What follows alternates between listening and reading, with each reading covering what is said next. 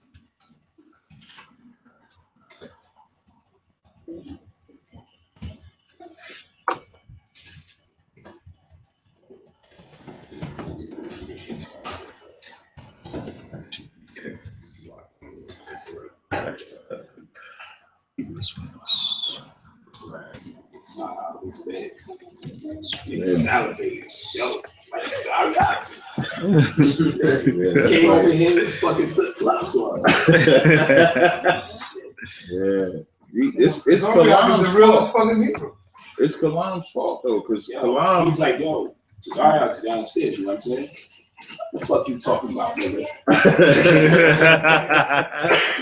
Nah, because I was supposed to link up with him earlier. Yeah, and then he ended up staying. And so he said, y'all was still over here, so I wanted to get the interview done. Because I know tomorrow he was out. So you good? I'm like, man, come on, bro. Get it tough like a motherfucker. Yeah. Fucking then move on.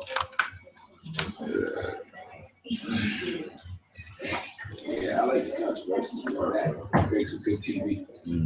Yeah, man, that's when you gotta have that thick skin. That controversy.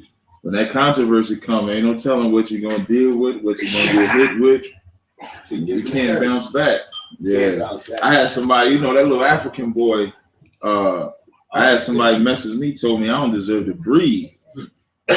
And I'll tell you something about that little African boy. What's that little boy named Aladdin? I had this brother call me twice. Yeah, that's fine. Brother called me twice. Young boy in Harlem. Said that little African boy is a drug dealer. Stop playing. I'm dead serious. Don't, yo, come on, Tazaryach. I wouldn't say it. Listen, man, y'all know me. I'm in the truth. That's slander, man. That ain't slander. I'm telling you what the brother said. He called me twice. Come on. I get killed for that too. I get killed for that. It's all right. Like that's uncommon.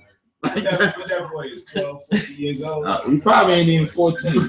No, I'm just no, he probably at least 14 or better. Come on, Tazaryach. He ain't mind. He took a picture for me. He was hiding krills in his He was adamant. Yo, man, he be right up the block. Blah, blah, blah, blah. Come on, man. That's my brother, man. Don't do that. That's dirty as fuck. It can't get any dirtier than I can't feed him. They want me to die now. He told me I don't deserve to breathe because I wouldn't let that African eat a hot dog. A hot dog. Just because I didn't want to eat no food. No, you know why he said that? He said that because he remembered you saying that the white man is more your brother than the African. But the white or you said the white man is more closer to you than the African. Because we share the same origin. That shit is crazy, Tazaryach. How is that crazy? Y'all say that some Africans traveled up to Europe and fucked Neanderthals. You ain't never hear me say none of that. And Gozy did. He said, I don't know what was going on. I don't know what make you sleep with a Neanderthal. Let's walk around. What make you sleep with that? Like, Y'all don't get you're right. The Moors did go up there. He must got the music. Yeah, he got the headphones on. Red Pill got the headphones on. Yeah. Yo, you ain't hear that? They said the Moors went up there fucking with them Neanderthals. The Neanderthals in Europe? Yeah. Told you, man. See that? Was the Moors Africans? Hell yeah. Came out of Africa. No sweat. So Africans did Neanderthals. I wouldn't. All right, you ready though? Yeah, I'm ready. I'm ready to get this out. All right, let's get this in, y'all. Let's get it in. You ready, Kalam? Ready. Yeah, Kalam, you having a good old time, ain't you, man? I'm getting Yo, you want to go sit with him? It'll be better if you sit with him while you're doing the interview. That's good. I'll watch this with you. Yeah. You know, this is powerful, man. Let's get this in. All right, come on, Kalam. You there? Go sit with him. Bring him back. You put me on the spot here, you know. All right, come on, man. I like putting y'all on the spot. I don't even know what to say right about now. Come on, Kalam. Get over there, man. Kalam all the way here from the UK, hanging out. Fam. See, there's nothing they can tell you about us now, huh, Kalam? Nope. That's right, because you see us. You've been here. You took time out. Spend with us, brother.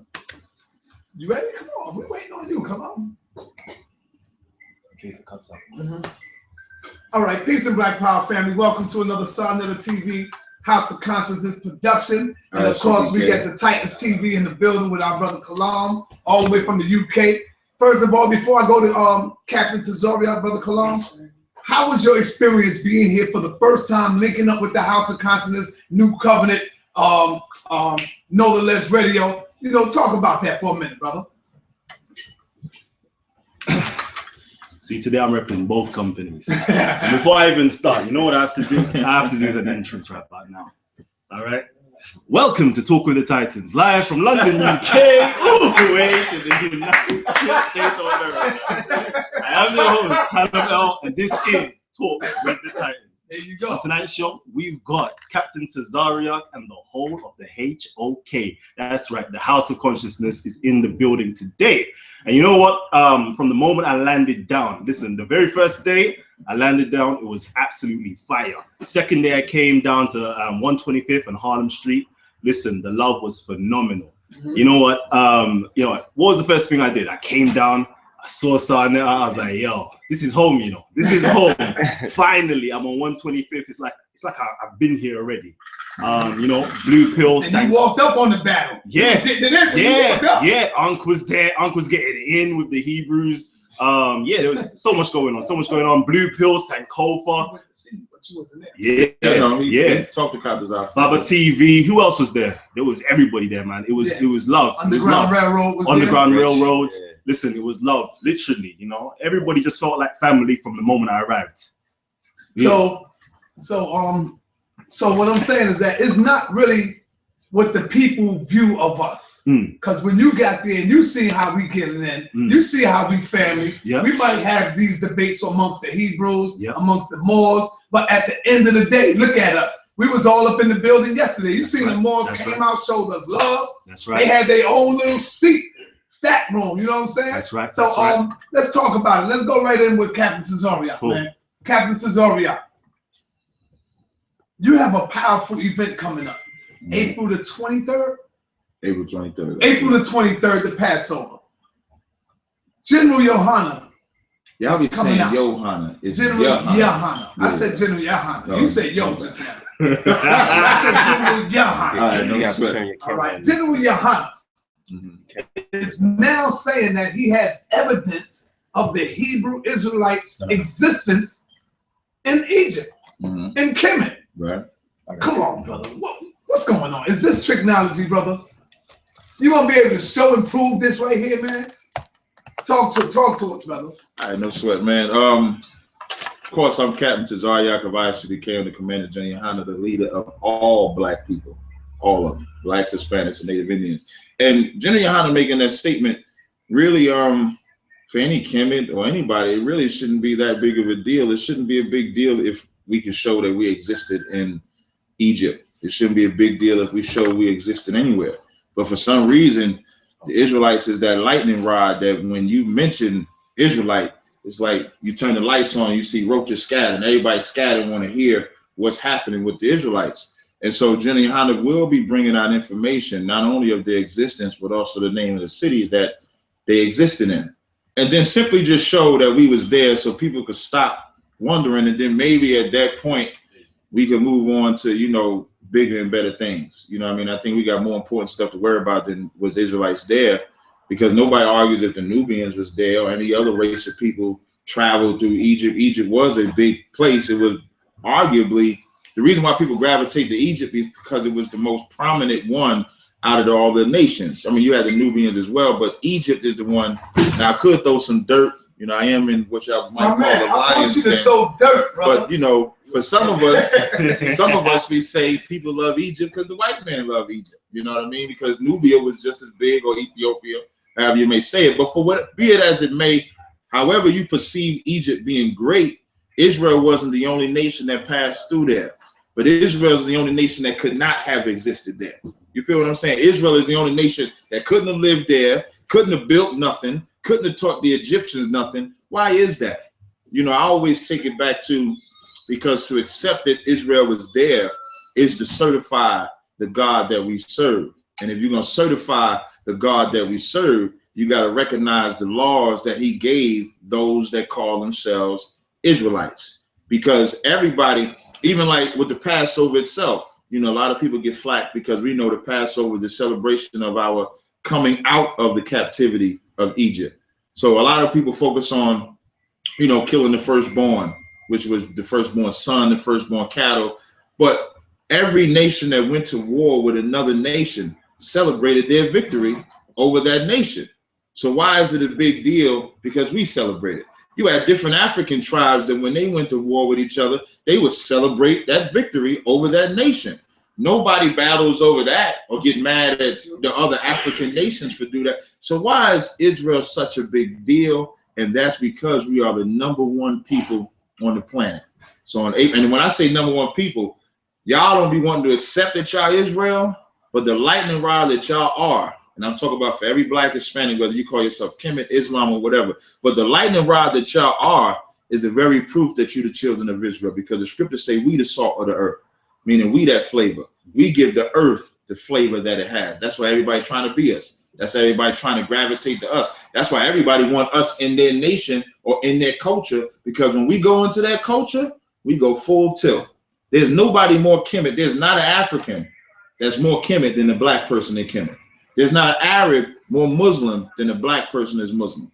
There ain't a more than the black person is more. Period. We go full tilt in it, and we make those nations great. That's why. That's how you know we the greatest people. So April 23rd, Jenny Hanna is going to bring out some powerful information.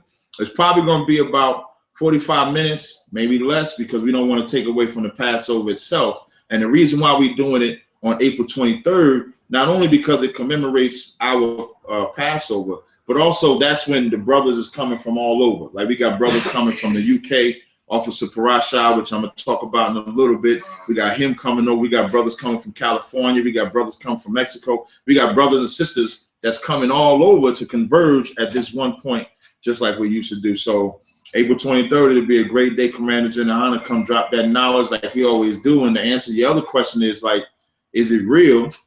ISUBK is home of the truth. So we're going to find out on April 23rd if we can drop that truth or not. So far, history shows that ISUBK will drop that truth. Taking about anything yet, so you know we'll rock it like that. All right, man. All right. Before you get No sweat. All right, my brother. Powerful information, man. You let loose. I want to know, brother, is the Passover the celebration of killing African men, women, and children, brother? Say again, is the Passover? Is the Passover, which y'all going to be celebrating April 23rd? The 23rd. And I want you to keep it real, because you always kept this shit real. Yeah, I ain't got no problem keeping Passover. That's why you got to be careful about what you killing African men, women, and children, brother. Is that what y'all will be celebrating? Nah, no women this time. The black woman is God, right? No.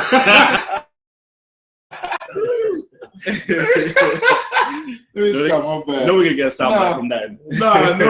No women, no men really, except when they try to stop us when we was going through the water. But it's just the death of the firstborn of every Egyptian anything. If it was the cow, if it was their firstborn cow, their firstborn sheep, their firstborn anything died along with their firstborn sons. That's why. Now you know why? The firstborn son. Here's what. If you're gonna, let's say for the sake of argument, we all accept the Exodus story in whole capacity from the time we went in there to the time we get out. We're not going to debate that, just for the sake of my conversation. In the beginning, the Egyptians was killing the firstborn of our sons. That was the whole premise of Moses being sent down the water. Now, again, this is the premise of our story, whether you accept it or not. This is our story. So what started happening was, just like in America, that's why Deuteronomy 28 and 68 is so heavy. Just like in America, they have mass genocide against us. The Egyptians had mass genocide against us, where they said, if it's a male child, kill that male child. If it's a woman, let the woman live. That's how Moses got sent down the river and was allowed to grow up under Pharaoh's house, because Pharaoh's wife or whatever found him and didn't want to kill him. So when y'all talking about, is it the celebration of the death of their kids, all the death of their kids still gonna bring our kids back. Like, nobody recognized the trauma that we went through in the Exodus.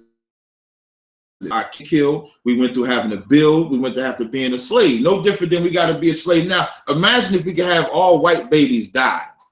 Now I'll just expound it to the woman, to the babe, the boy, and the girl. Imagine if all of them can die.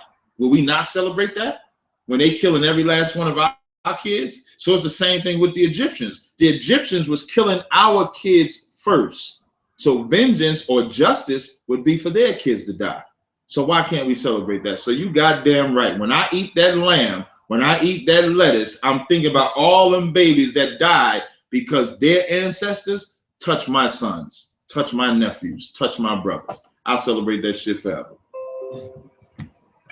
All right. I want you to, you ain't got to pass it back to me after this. Okay, no sir. Okay, no sir. But I want you to go into what you want to talk about, the Exodus. Let's go into the Exodus. Mm-hmm. Did the Exodus really happen? Mm-hmm. That's what we really want to talk about. Right. And I want you to be careful, because Dr. Reggie is watching.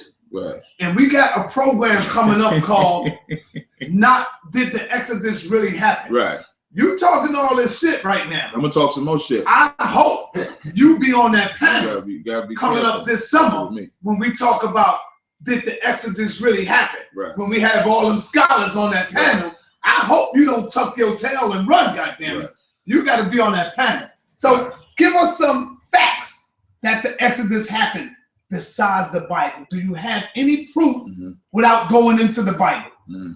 One thing I said to Tazaryach before I came up here, and even to Jenayana himself, because now he didn't know I was doing an interview here per se, but he knew I was doing an interview with both you and Sarnetta. And I told him I wouldn't give up too much information, because then you won't pay attention when we bring the information out. You know what I mean? And then, okay, sideways niggas will come and say, well, this don't mean this don't mean that. So I'll talk a little bit about it, but I also will withhold some information. And just like I said in the beginning, when you talk about the Israelites, it's like when the lights come on, everybody scattered and want to know the controversy about it. The first thing they got to do when he get his little show is do what? Talk about the Israelites, because we are that lightning rod for everything that takes place. Even the debate that they had yesterday, even though it was a devil that he did it with, it's still focused on that Bible, which is the center, which is how you know that's the only God that truly exists, because that's the center of attention, not even just from us. Christianity, that's the center. Even in Islam, that's the center. In any culture, even the Moors respect Christ to a certain extent. So every culture, Chinese people got a Jesus Christ. You know what I mean? So in every culture, I'm sorry. I touched it on the wire. Oh, okay, no, so my bad. So every culture, move it up, so move your hand up. There you go. Oh, okay, up here, just good. So every culture gravitates to the God of the children of Israel, because that's the only real true God. Now, when it comes to talking about outside sources, there's plenty of them that you can find. It's plenty of archaeology that comes out. The problem with when we bring y'all to archaeology, the first thing y'all want to say is pseudo, no matter what scholar, whether it's a low-level scholar or whether it's a high-level scholar. All of a sudden, that high-level scholar that had all the knowledge to give you Egyptian timelines and everything that you mess with, once he say Israelites existed here, look at these artifacts here, look at these wheels here, look at this stela here, then the stela ain't real, the wheel ain't real, everything got to be fabricated when it comes to Israel. Y'all don't see that propaganda? That is basically some nut-ass propaganda that don't really need to be pushed if all it simply is this nation existed. They existed, and that was that. So we'll bring all of that information to the table then. If y'all know anything about us, I know every encounter that I've had with the conscious community, I've laid them to waste. To waste. The heavyweight champion of the conscious community that I'm not in is Captain motherfucking Tazaryach. I'm gonna catch a lot of hate for that. I'm gonna catch a lot of vanity for that, but that wasn't vanity. That's just the truth. But do you really sincerely believe that you really beat Polight, man? When you go at first, I'm gonna tell you something. I'm gonna tell you something. When I reviewed the video, I'm gonna tell you something. And I looked you can never really. Okay, I'm sorry. When I reviewed that video, and I looked at it, and I said, "Damn, he really didn't prove you was." Right. So you know how James Brown say, talking loud and saying nothing. I'm gonna tell you something, right? I'm gonna tell you something. Polight showed me this drawing he did on the debate, right? When he brought out the Hebrew and he brought out the Kodash and how it means separate. You know who he learned that from? Who? Me. Anybody, you go back to that Black and Nobel, when me and Polight was in Black and Nobel, and I asked the people right there, what does holy mean? Everybody opened up the damn sky, looking up in the heavens. It means this, it means that. And what did I say it meant? Separate. I taught that nigga. I taught him. So when he went to that debate, what did he do? Let me check out the tapes and shit so I can learn. Now, you talk about that debate itself. Just one small portion. Now, first of all, any combatant in a debate, especially an intellectual debate, we ain't talking about a physical one, of course, but any combatant in an intellectual debate can never say that they won the debate. Because, of course, anybody would say, I won, I beat this person, I beat that person. You have to go with what everybody else says. Everybody said that nigga lost. Right. Period. Even Inky said it. Inky did a whole breakdown. Him and Ali Muhammad sat right there and said, Tazaryach won. He pulled scriptures. He had football folders and all this. I remember the tape vividly because I didn't know who Inky was at the time, but the way he did it was so animated. So then he said it. Then I heard, man, you was talking on the phone. Exactly. Yeah. Then I heard the Amar Roscoe said. Jonathan's told me personally. I spoke to Jonathan. Y'all call him Magi. I spoke to him one-on-one on the phone. Even he said it. So I don't have to say that I beat him. Everybody else says that I beat him. And I'll give one small snippet. When he brought out that Eve and talk about Hawa was Eve. When we went right into the Hebrew and found out that that was wrong, so that disqualified. So when you say I was talking loud and saying nothing, that's because you're enamored with Polight. What did I say? He put on that show. Y'all get mesmerized by the bullshit that he You know, I mean, not to really hop on that because that was 2013, but I am the champ. So then you had Bashir. We don't even know where he at no more. Yeah, Bashir come. He got beat twice. I told him not even come in front of the corner no more. Reggie tries, he tries, I'll never call him doctor. I don't know where y'all get this doctor shit from. Just out the blue. So I never just naming niggas. Ain't got no pedigree, no nothing. I'm a rock squad. When we was on the phone afterwards, he said, man, I ain't coming out there no more. That's why when they came out there in December, they didn't really want it. So the champ is ISUPK will always reign superior, and not because of who I am or whoever else is. It's because of the God that we serve. Yeah, I'll take one too. Like the day that we stop serving that power, the day that we stop serving the God of Israel is the day that you'll see us lose. And that's why we win. I'm not special. Like I'm joking, having a little fun right now, but the scriptures say all our righteousness is as a filthy rag. So you have to be a humble brother. But at the same time, when attack mode is on, then you have to attack as well. So Captain Tazaryach is the champion of the conscious community. Whoa. And always will be. Powerful right there, man. All right, no sweat. That's so what's that? Would you consider You and Hashams going up against the general, Tazaryach. Okay, Lucky Charm nigga, y'all gotta stop calling these niggas generals. Who the fuck called this nigga a general? Himself? To be a general, and I'm glad this is on. I keep messing up. I'm glad this is on Soundnetter TV because you get a lot of followers. Y'all keep calling this nigga a general. To be a general, you got to have an army. He don't have an army. He got followers. When I say an army, if General Yohana want to call 1,000 men to New York City, you know what he do? Get on the phone, say I want 1,000 men this Saturday, and they'll be there. Locked, suited, booted, locked in. That's a general. If you're not a general, you just calling yourself a general. I ain't seen his lieutenant yet. I ain't see his captain yet. I ain't see nothing yet. So y'all call him the general. He must be the general of some cereal or something like that. So that's not impressive. You know, like General Mills, you know, Cinnamon Toast Crunch, Frosted Flakes, right? Fruit Loops, Fruity Pebbles, Cocoa Puffs. That's the general. He's the general of some. Y'all calling him the general. He's the general of General Mills cereal. Now, as far as the brother Hashar, that's a good brother. You know, I have a great rapport. You know what I'm saying? With him, of course, I run everything through my chain of command because I'm in the army. Right. You know, and I'm still waiting on that because I asked you. Yeah, no sweat. You ain't get back to me yet. No, we got a lot of stuff going on. You know, when it comes to the Passover, which is one of the main reasons I'm here, we like to put a lot of focus in that to get our brothers and sisters to come out, like we do with everything. Like when I did the No Homo lecture, we kind of be like lasered in on that. So it's not that I, you know, didn't want to get back to you. I'm just gonna, you know, let you know as soon as I talk to the generals about it, and then we'll go from there. But you know, we'll see. But I'm gonna tell you something. Hashar and Tazaryach is kind of too much for that little nigga. Kind of too much. I mean, even though Hashar is not in ISUPK, he's definitely too strong for general. You need like 2 people for Hashar. Like you need Seti and somebody else to even deal with Hashar.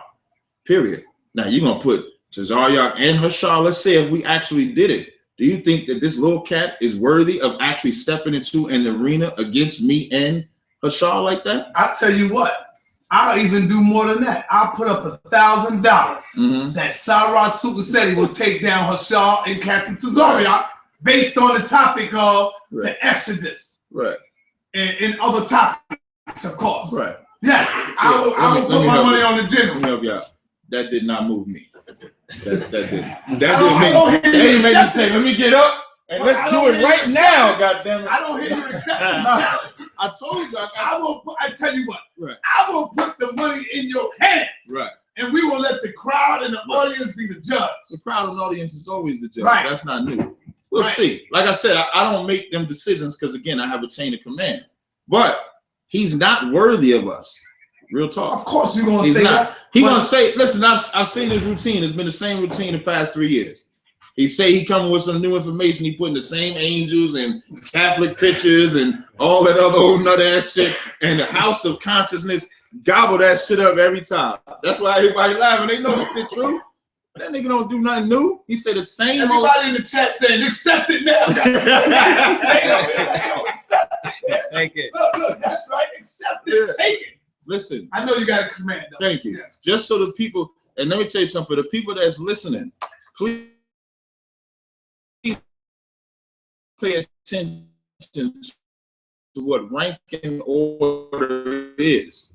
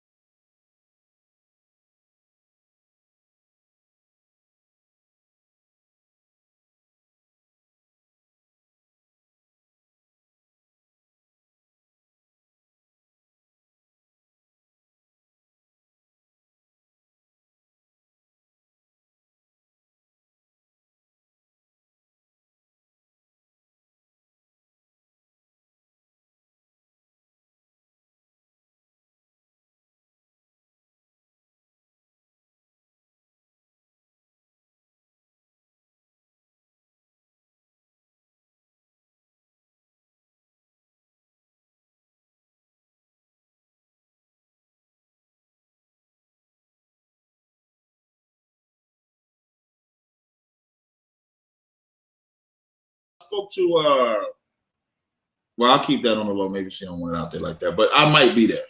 So it's possible. But from what I've seen thus far, Reggie's better suited as a researcher, not as a debater.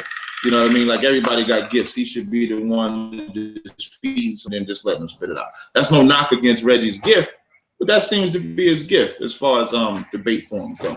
You know what I mean? Maybe he'll surprise somebody, but beating them more, I mean, this ain't your side, right? This ain't your side. This cat, the Moore cat.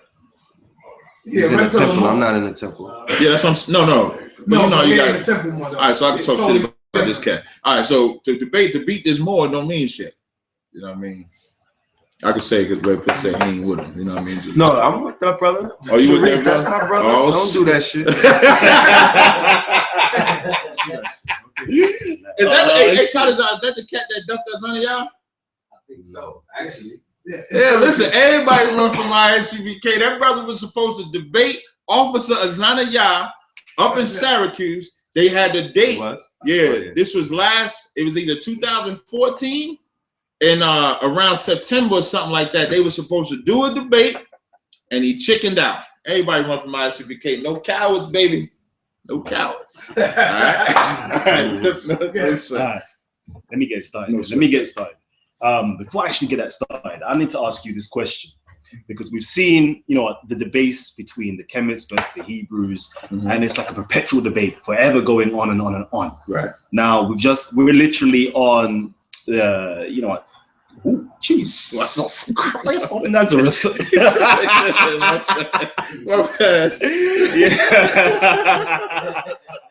Yeah, we're literally on the day after the debate between Rabbi Rozenberg and Brother Polight. Now I want to know, can or will the ISUPK get in the ring with the opposite of the Hebrew Israelites? I'm talking about the Jewish community. We want to know. We always want to know the difference between the Jewish community and the Hebrew community. We want to know the difference between the Torah-based Hebrews and also the Messianic Hebrews. So I want to know, will ISUPK, now delve into that and get into the Jewish community and set up some type of debate and dialogue to actually expose the difference between the two camps? Okay, no sweat. You want me to hold both two, or you good? Nah, you good? All right. You want to be like this? Yeah. I don't want to do that. Now that's like something that we absolutely would like to do. Sanetta will tell you all the time. I'm either looking for some Christian pastor or some Jewish cat that will actually step into the ring, and then we can dialogue, especially with the Jewish man, because he's pretending to be us. They say we pretending to be him. So let's just put it on the forefront so that they can be a true winner outside of that. Because now they got to go in there and then prove who they are, or we got to go in there and prove who we are. You know what I mean? And then really make a statement and put us on a level. I saw some video Tazaryach showed me on the way in. What was that called? The 9? Tazaryach. Hey, what was that called? The 9? That video that you showed me with the cat, with the movie where they was teaching. There was some video where some in a movie. I'll see if you can pull it up. What that is?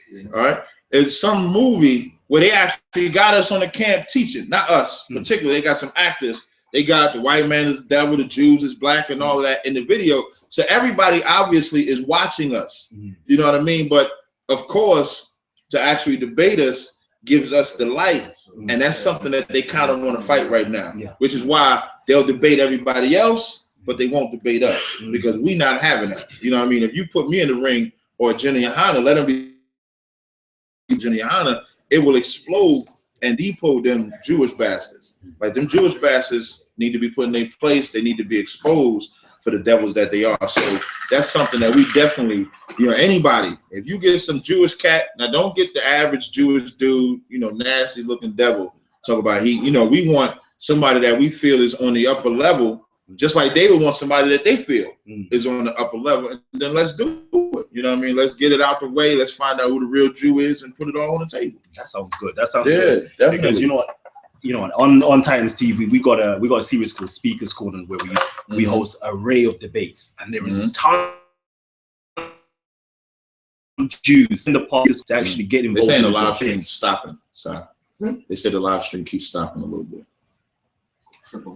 999. Yeah, 999 is the name of the movie. Where if you watch that movie, there's a scene where they show brothers teaching on the street. You know what I mean? So they know, we exist. They know we out there. You know what I mean? So yeah, so we definitely want to do that. I didn't mean to cut you. I'm gonna have to hook this up. I'm gonna actually have to hook this up. Now, if you hook it up in the UK, my man, I want matter of fact, talk to me about I want to big that brother up. That brother is doing some. Let me not open. Hold on, wait, it's close. Hold on, I'm just trying to get the brothers. Okay, here you go. And let me know if you want to see the ISUPK versus the Jews. I want to know if you want to see that debate take place. Let us know in the comment sections down below in Sarnetta TV or Black News 102. Which one is it? Black News 102. Black News 102. Let us know in the comment section down below, and let us know in Titans TV as well down below in the comment section. And see that hit us up in ISUPK. You know what I mean? You can contact us too. You can get us right on our website. We got a ton of YouTube channels. The Harlem one is just UPK Harlem channel. Just hit us up. We answer all emails that we get all the time. And of course, we looking for a debate like that. Something where it could not. And I don't really look at it as being different from debating anybody in the conscious community. It's just a different person or different entity we're battling. You know what I mean? Because if we tear down walls, we for sure got to tear down that wall. That's right. As well. But I want to big up Officer Parasha out in the UK. They say we're not global, but we are. We everywhere, South Central America, whatever. And Officer Parasha, he's out in Birmingham. They hold camp out there every Saturday at the Birmingham City Center. They got a lecture. They just did a lecture on terrorism at the Golden Touch Lounge in Hockley, Birmingham. And they got a lecture coming up April 9th where they're going to touch on who wrote the Bible, is the Bible beneficial to Black people, and proving who the Hispanics and Black people are according to the very Bible. And of course, when we say Bible, we do use outside sources. We're not so locked into the Bible that we can't use Golden Touch Lounge. Y'all can get in touch with myself or Officer Parasha. He's right on Facebook. I'm hooking him up with Kalam. He will be on Talk of the Titans, right? That's right. That's right. Time Christ. Got him on film. I won't have to come and fly and get you. We do hunt niggas. No, let me stop. But yeah, so that brother's doing hell of a work. So if it's somebody out there, Parasha do it. And that's why it's damn near like garrisons, which is how we look at ourselves. So New York got our garrison, Philly, UK, California, Chicago. So we have bases and garrisons out there to deal with whoever's in that region. You know what I mean? So that's how we do it. All right. You know what? You've come here today, and I know you've got a whole presentation on different topics. So give the audience a little taster and overview of the different things that you're going to be talking about today. I wasn't really planning on talking about much. I was freestyling today. I wanted to promote the Passover, which is the most important thing. Like, it's the first feast day, and it's arguably the most important feast day. It's like, if I was to compare it, it's like the 4th of July, or it's like Memorial Day and Thanksgiving all rolled up in one, but on the right-hand side. Like those days that the white man celebrates on the left-hand side. But to them, but to white people, that's as right as apple pie to them. Why? Because that's another nation that's celebrating, triumphing over their enemy. So the Passover for us is our celebration of triumphing over our enemy. Just like I'm pretty sure the Egyptians had them, the Ethiopians had them. Every race of people, if they conquered a nation or defeated a nation or army, sure celebrated. If not, why are you even going to war? When I did my first debate, we went right out to eat. Tore the whole restaurant up.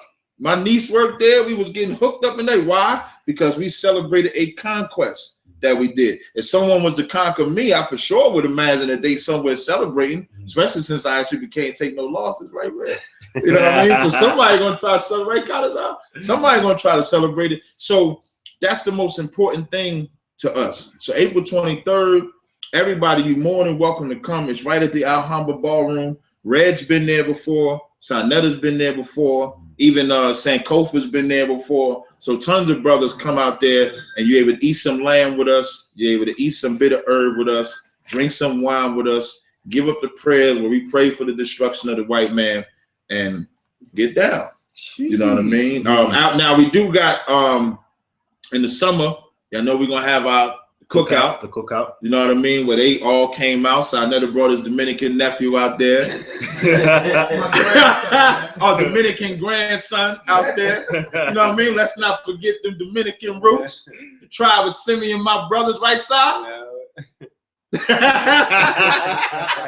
Yeah, I think I mess with side every tape with that. You know what I mean? But we got the cookout coming. It'll be in July again. Is that the day? Is that the same cookout you got at Reggie?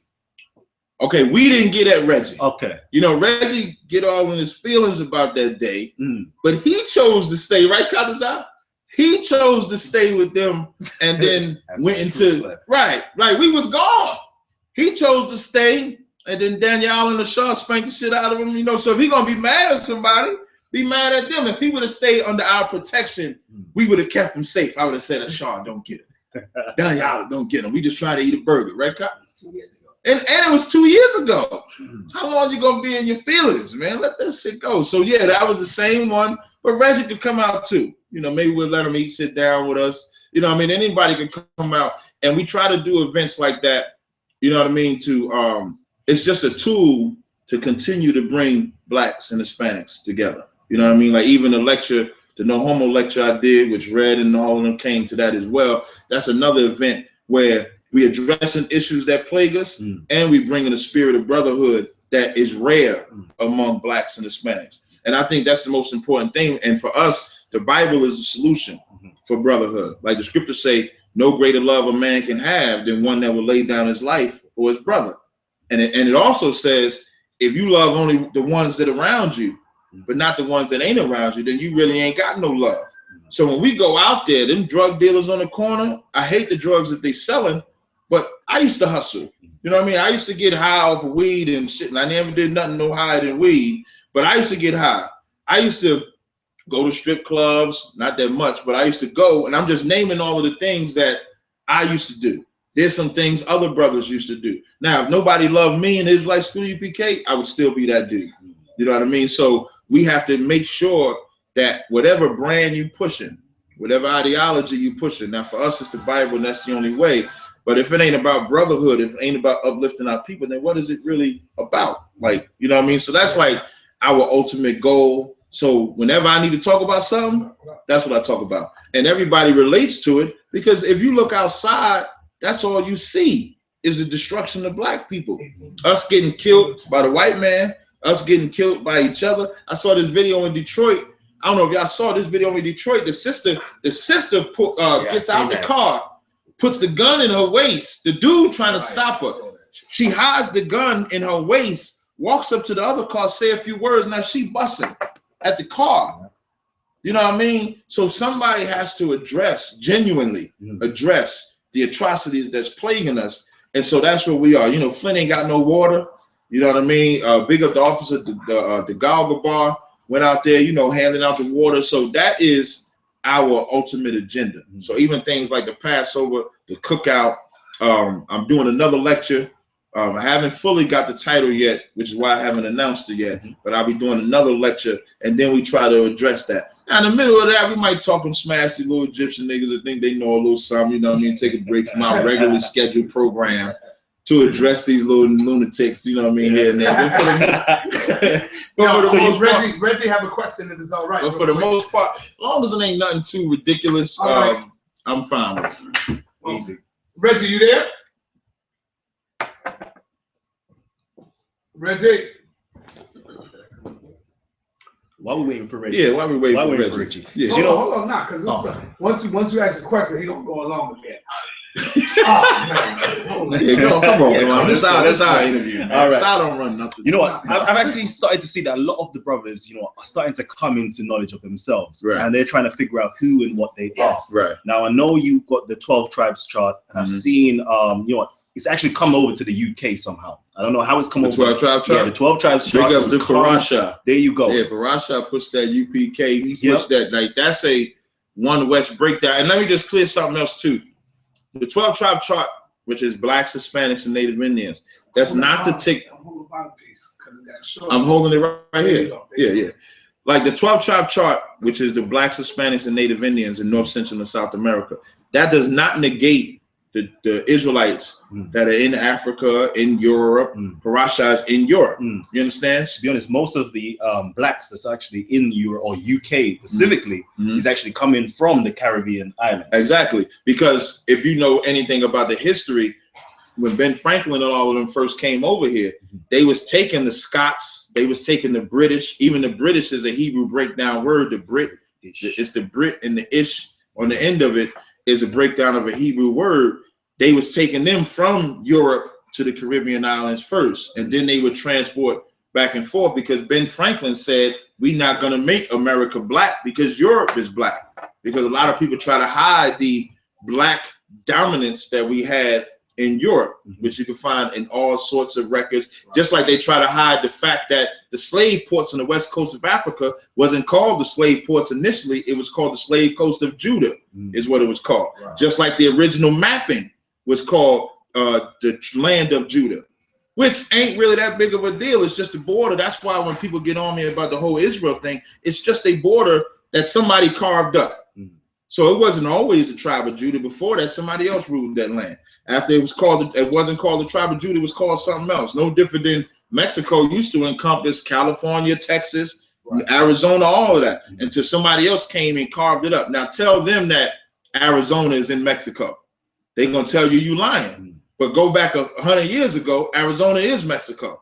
You understand? So it's just borders that mankind creates. You understand what I mean? So it'll be heavy. So for my Jamaican brothers out there, because I know my Jamaican brothers, they want to know, what tribe does the Jamaicans belong to? Benjamins. Yeah, like Paul, the Apostle Paul is from the tribe of Benjamin. All right, you ready, Tab? All right, we're going to go in right now. We got Brother Reggie about to ask a question. All right, what's up, Brother Reggie? I can't really hear you. Say that again? Yeah, can you hear me? Yeah, what's up, Reggie? How you doing?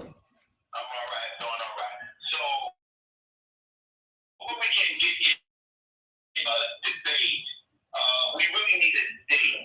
This is, we know the April 23rd, you're celebrating your Passover, and you're giving us some information about the Hebrews in supposedly in Kemet. That's fine.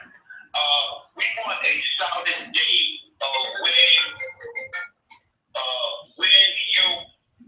was this Passover in your time when you said that you wanted to keep that?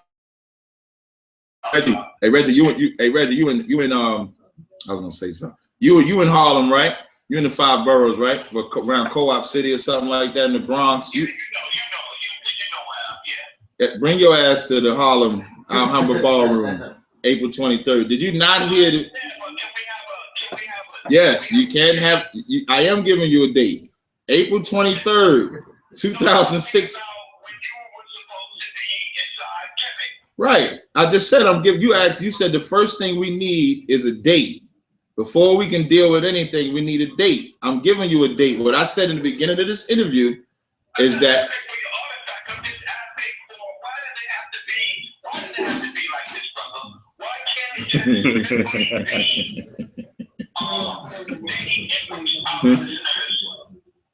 Yeah.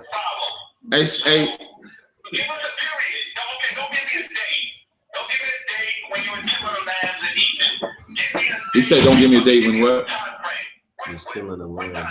He was killing the lambs. Yeah, we'll give him a time frame. He's saying. Because I remember I asked you something earlier to that when I said, "Can you prove it without going into the Bible?" And I said, "Yes, we can." So now he's asking. And here's the time frame: sundown, April 23rd. Is that a time frame? No, he ain't talking about the time frame. I know what he's talking about. But see, I know how to stick to what I said. And what I said in the beginning,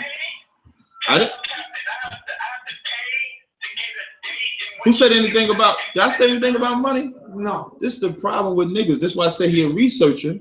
I did not say anything about paying no money. I said, show it. Hey, Red, have you paid for the Passover ever? Sarnetta, have you paid for the Passover? No. So I never said that you had to pay any money, Reggie. I just said, show up and you'll get to see it for yourself. That's all I said. So we're trying to make it, for us.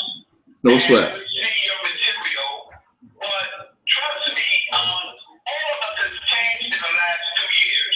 All of us have changed in the last 2 years. So whether you think you had a victory 2 years ago or that means nothing. that don't count. It means you're right. It means nothing. It means nothing. Right. I agree with you.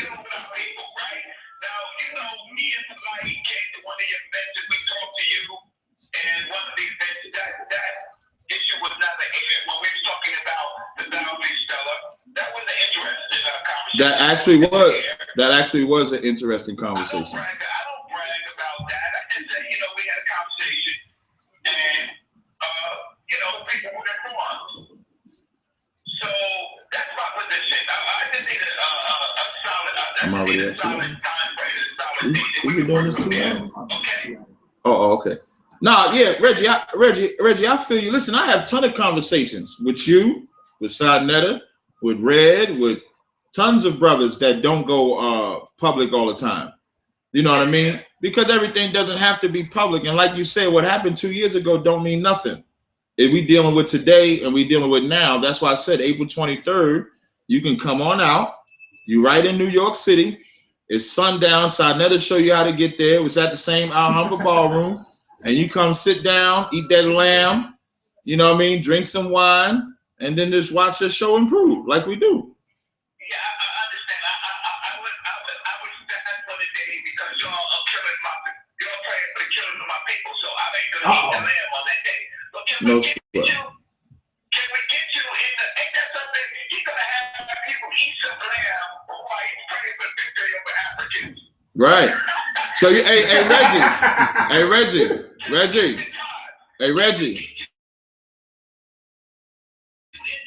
didn't hear what he said. Ask him again, brother.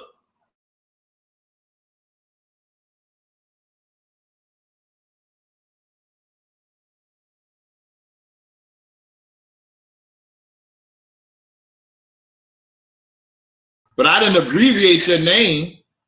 If you want, you know, people call me Yak. I hate Taz. I'm so serious. I hate Taz.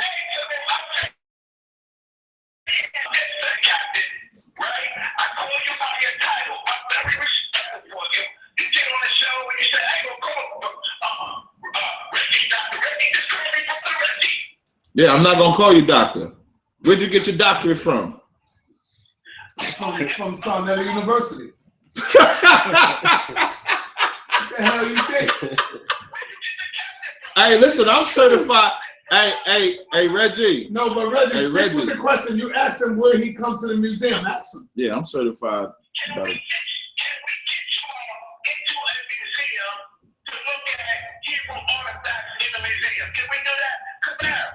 Yeah. Tell them that we went to the museum, that Brother Reggie and Alcatraz went to the museum, right, with Titan TV. Tell them about that. And we went to the Hebrew wedding. Come on. He's mad now. Hey, Reggie. Yes, brother. You asked if you could. Okay. Brother Reggie. If you ever want to get me anywhere, just call me, man. That's all you gotta do, brother. Brother Reggie, if you call me, you can get me anywhere you want for the most part. When I've been asked to do other things, I'm probably 85% accessible. It's only those rare. That's fine. Cause I came out to the IGBK picnic. I came out. It's and it worked out in the end. It didn't work out for the only group of Hebrews that escaped that wrath. that so-called killing of the firstborn son. The rest of them got killed.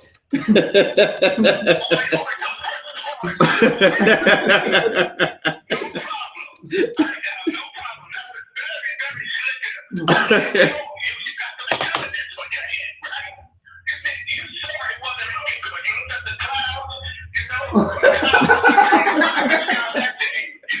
Hey, Reggie, you were so disheveled that day. You should stop. The look on your face was like, please. You look like Rozenberg looked yesterday. Oh Hey, see, we gonna clip you. We gonna clip him. We gonna, yeah.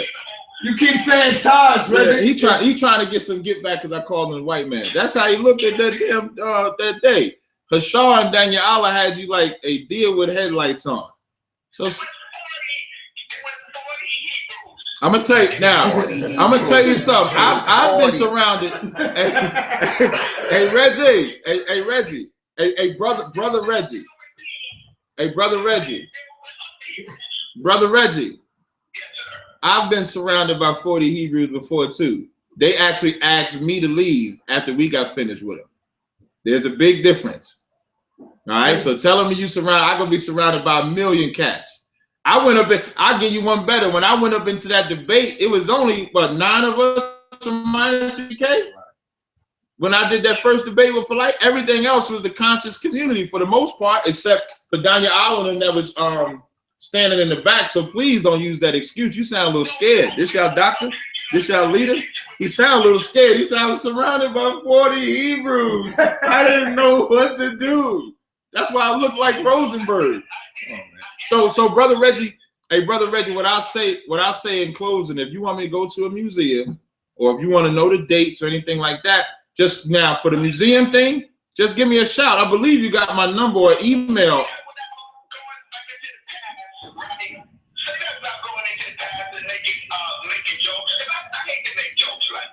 Okay, no sweat. That's why I'm moving forward. That's why I said if you want me to go anywhere, I believe you have my email address. Because we corresponded a little bit before, so you can either email.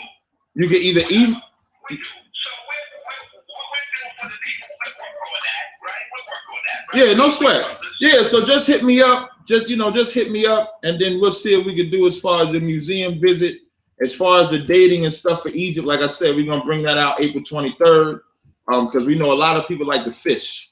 All right, brother Reggie, I might try to make it up there and see if I can ask the general a question, and I'll ask the general. So do you have a date? A lot of heart too. Do you have a date for the Exodus or your time? Yeah. And well, I will ask the general that for you, brother Reggie, if I'll be able to make it. Tell him to come. If you want to ask questions, yeah, that's what I'm saying. You gotta come. Ain't nobody gonna attack you. Let me tell you, I promise I won't eat the lamb this time. He gonna eat it. You know that. And you know the Sarnetta said this time because he had the lamb every time. He had the lamb. He had the wine. He had the herb. He enjoyed it all. Y'all be thinking man. So Reggie, come out there, man. Don't let Side do your work for you. You're gonna be safe. Let me tell you something. You was safe the whole day of that cookout. Right. No, not only will he be safe. Oh shit, he off. Oh, okay, not only will he be safe, him and General Yohana went to the same school. It'd be a reunion. Him and General Yohana. They did, brother. I know they did. Right. So I want to ask this real question real quick before we get back to right. Brother Polight. This is where you come in at, Brother Polight. Brother Polight. Yes, sir. If you had an opportunity to do it all over again, the debate, what would you do different, brother? Do you mind coming over here on the other side of Kalam? Yeah. Let's go. Because this is the part where Todd said he got to go in a minute. Who? I'm called now. You gonna be like? He done got me. This is the part where the captain said, "Yeah, I got to go in a minute." Yeah, right now. I know. Now you're about to see what Reggie was talking about. You dealing with a whole different. Brothers been studying, man. I wonder what made y'all study. Because you know what's funny when you say brothers is studying? Y'all used to say we don't study. Right. Remember they used to say, what they used to say was, we can only talk outside with the mic. We ain't got no intelligence. We don't know how to debate. We don't know how to do nothing. Now what you saying? We've been studying. Right. Now we've been studying. Who made them study? Some goddamn Israelite school of UPK niggas. That's what made them study. And you know what? And in all honesty, I'll keep it 100. Y'all made me study too. Of course. Because what happens in these debates, like, now this ain't gonna be crazy this time. This ain't gonna be crazy. No. Let him get on the other side. Kalam, sit right there in the middle because he might have questions for both of y'all. Oh, okay. This ain't really gonna be crazy. This is gonna be real talk. What I learned in all of my interactions with everybody from the conscious community, no matter who they were, what I learned is that you actually do have to go into whatever it is they studying. Otherwise, you could sound like a fool. So you don't want to sound like a fool. So there's things that I learned about Egypt that I found out was a lie about Egypt. There's things that I learned about, like different people that they would say were African, but they were not. Like the Ptolemies that were claimed to be, that took over the pharaonic system of the Egyptians. So you find out, just certain historical aspects. I found out some of the falsehoods or falsifications on the walls. You know what I mean? Because y'all can't say everything is infallible. Y'all got to keep it 100. Don't romanticize Egypt. Just like we don't romanticize Israel. Right. We did a lot of fucked up shit in Israel. We did a lot of good shit in Israel, but we keep it 100. As soon as we say some bad shit y'all did, y'all be like, well, see, what you got to understand on the wall. So, you know what I'm saying? So what I will say is the same way y'all say y'all study is the same way we go back and study. So I try to speak intelligently from that perspective. Okay. Yeah. Please say to me. Polite, don't hold a wire. Don't hold a wire. And you're going to see what I mean when you see the video. Every time you touch the wire, You're telling me the pay-per-view king and create a situation for you to get a better mic. I just straight the text. Come on, bro. Are we good? Can you tell if it's picking up? We good. Try to talk up a little bit. There's a camera on. You know, I gotta be easy with my voice. Almost lost it yelling at that damn white man. Let's go. Yeah, so if I could change something as far as the debate is concerned with Tazaryach, I would do two different things in particular, which is what I got going on now, which is I get the other party to do a debate thesis, and then we could publish it online, meaning we draw out our points of contention, and in a synopsis or in concise form, we make our assertions about our claims and how they are right. That's important because there's the threat of ambush scholarship, which is, when I get to the debate, I'm gonna just throw up a plethora of information, and people then after that have to go back to research it to see if it's correct. Where in a more scholarly model, at least if you got the points of contention clearly outlined, then what'll happen is people get a chance to study, prep themselves, and be more acclimated to the research and have some understanding. So, and then even maybe some of the scholarship as far as the authors are concerned, or leading people in the studies. So that way it makes it more difficult for someone to say any miscellaneous thing, right? And then secondly, what I would employ would be like what we did at the last debate with Harry Rozenberg. We made sure the points of the argument were clearly identified each round before anybody went up. This is what this person says and stands on. Then when the next person goes up, just to reiterate, this is what he says and stands on. Is clear where the disagreement is at. So people are more attentive to the argument. And thus, everyone was like, yo, Harry, stay on subject. But I believe that happened mostly because the moderators would read what this round is about, what it entails. So that's not a knock to Brother Tazaryach. That's to simply say, as we do these events and get people more acclimated to this paradigm, we cross a threshold because of our success and our potential that we should get better relatively every debate thereafter. You feel me? So that's something that I think would have helped our debate, if we did that, because it empowered both parties even be more focused as well, because more would be on the line with the understanding that it just was read. This is what we got to talk about. You feel me? The onus would be on both parties to be more focused. So do you feel you won that debate? Of course. Of course. And why? Because we had a conversation about plagiarism and he didn't mention no dates. Credibility was destroyed because they gave a prophecy of the world ending in the year 2000 that never happened, and it was disregarded. There was a host of things that just wasn't addressed, but the one that I will home in on more is that we had a conversation that entails chronology, and there was no assertion of any dates. So to come into a conversation about what came first, and one party gives dates and times and ethnological resources as far as cultures and the people that subscribe to them. For the other side to say a number of things but skip the date factor. When Zion Lex debated Shaka in the House of Consciousness, the number one criticism he got was having a conversation about plagiarism and neglecting to even assert a date. And this is consistent in the Hebrew community when we have these conversations. Now they don't like carbon dating, they don't trust the white man's dates. Whatever the case may be, don't take the conversation about plagiarism. Don't do that, because it entails a date, it demands chronology, and it's different ways to prove chronology. Even if you don't use dates, you can use certain weather circumstances or, you know, certain major events in history. You kind of put that, orientate yourself around that to assert a era as opposed to a specific date. And nobody wants to, I mean, we want accurate dates, but we understand it may be an estimation at the very least. But that in itself, for me, that destroys any credibility they would have towards a debate by not addressing that issue.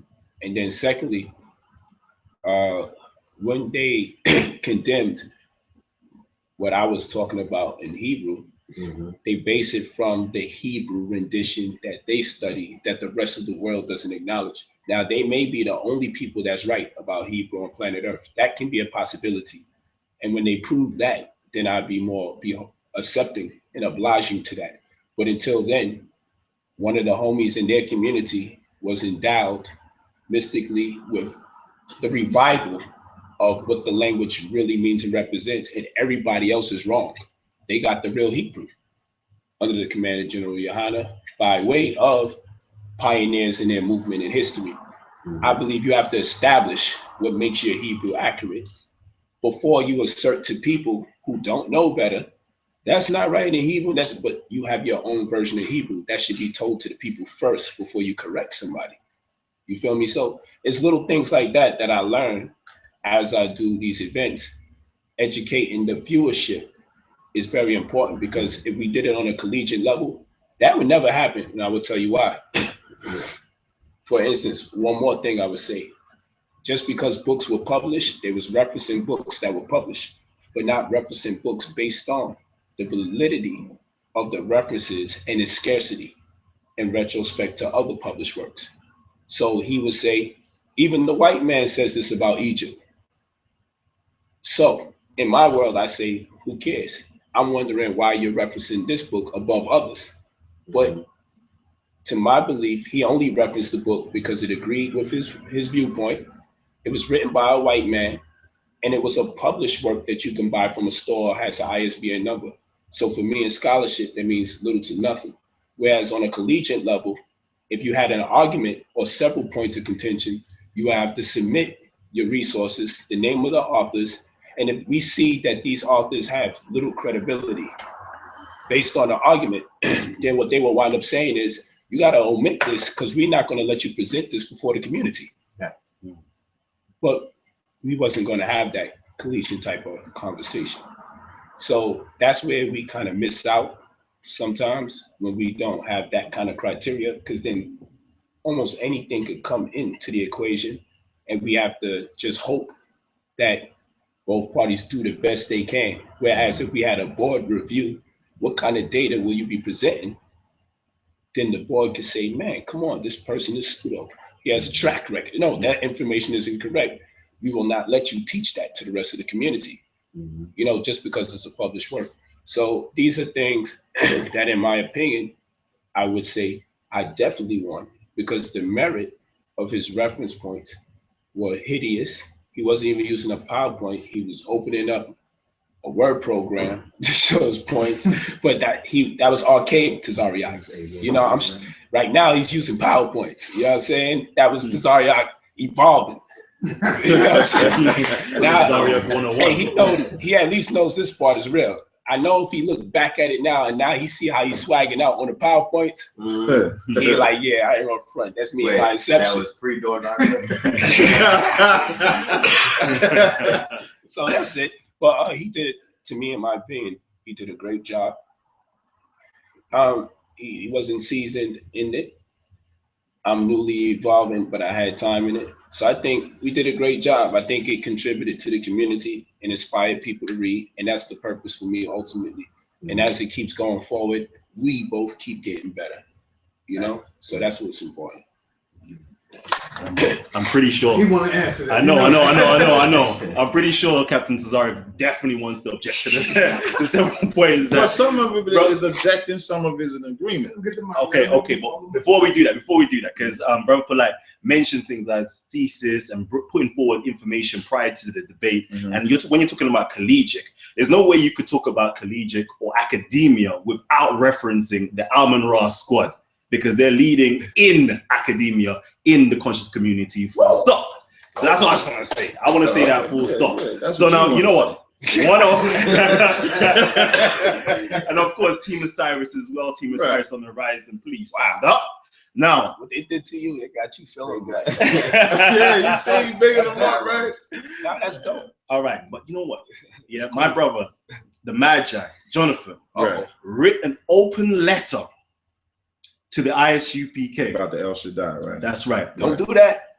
And up to this date and point, I have yet to see anything in terms of a rebuttal or a response to the information that the Magi brought out. I want to know, are you going to address that today? I told you I'm going to have to tell you. Now you're on the HOK, bro.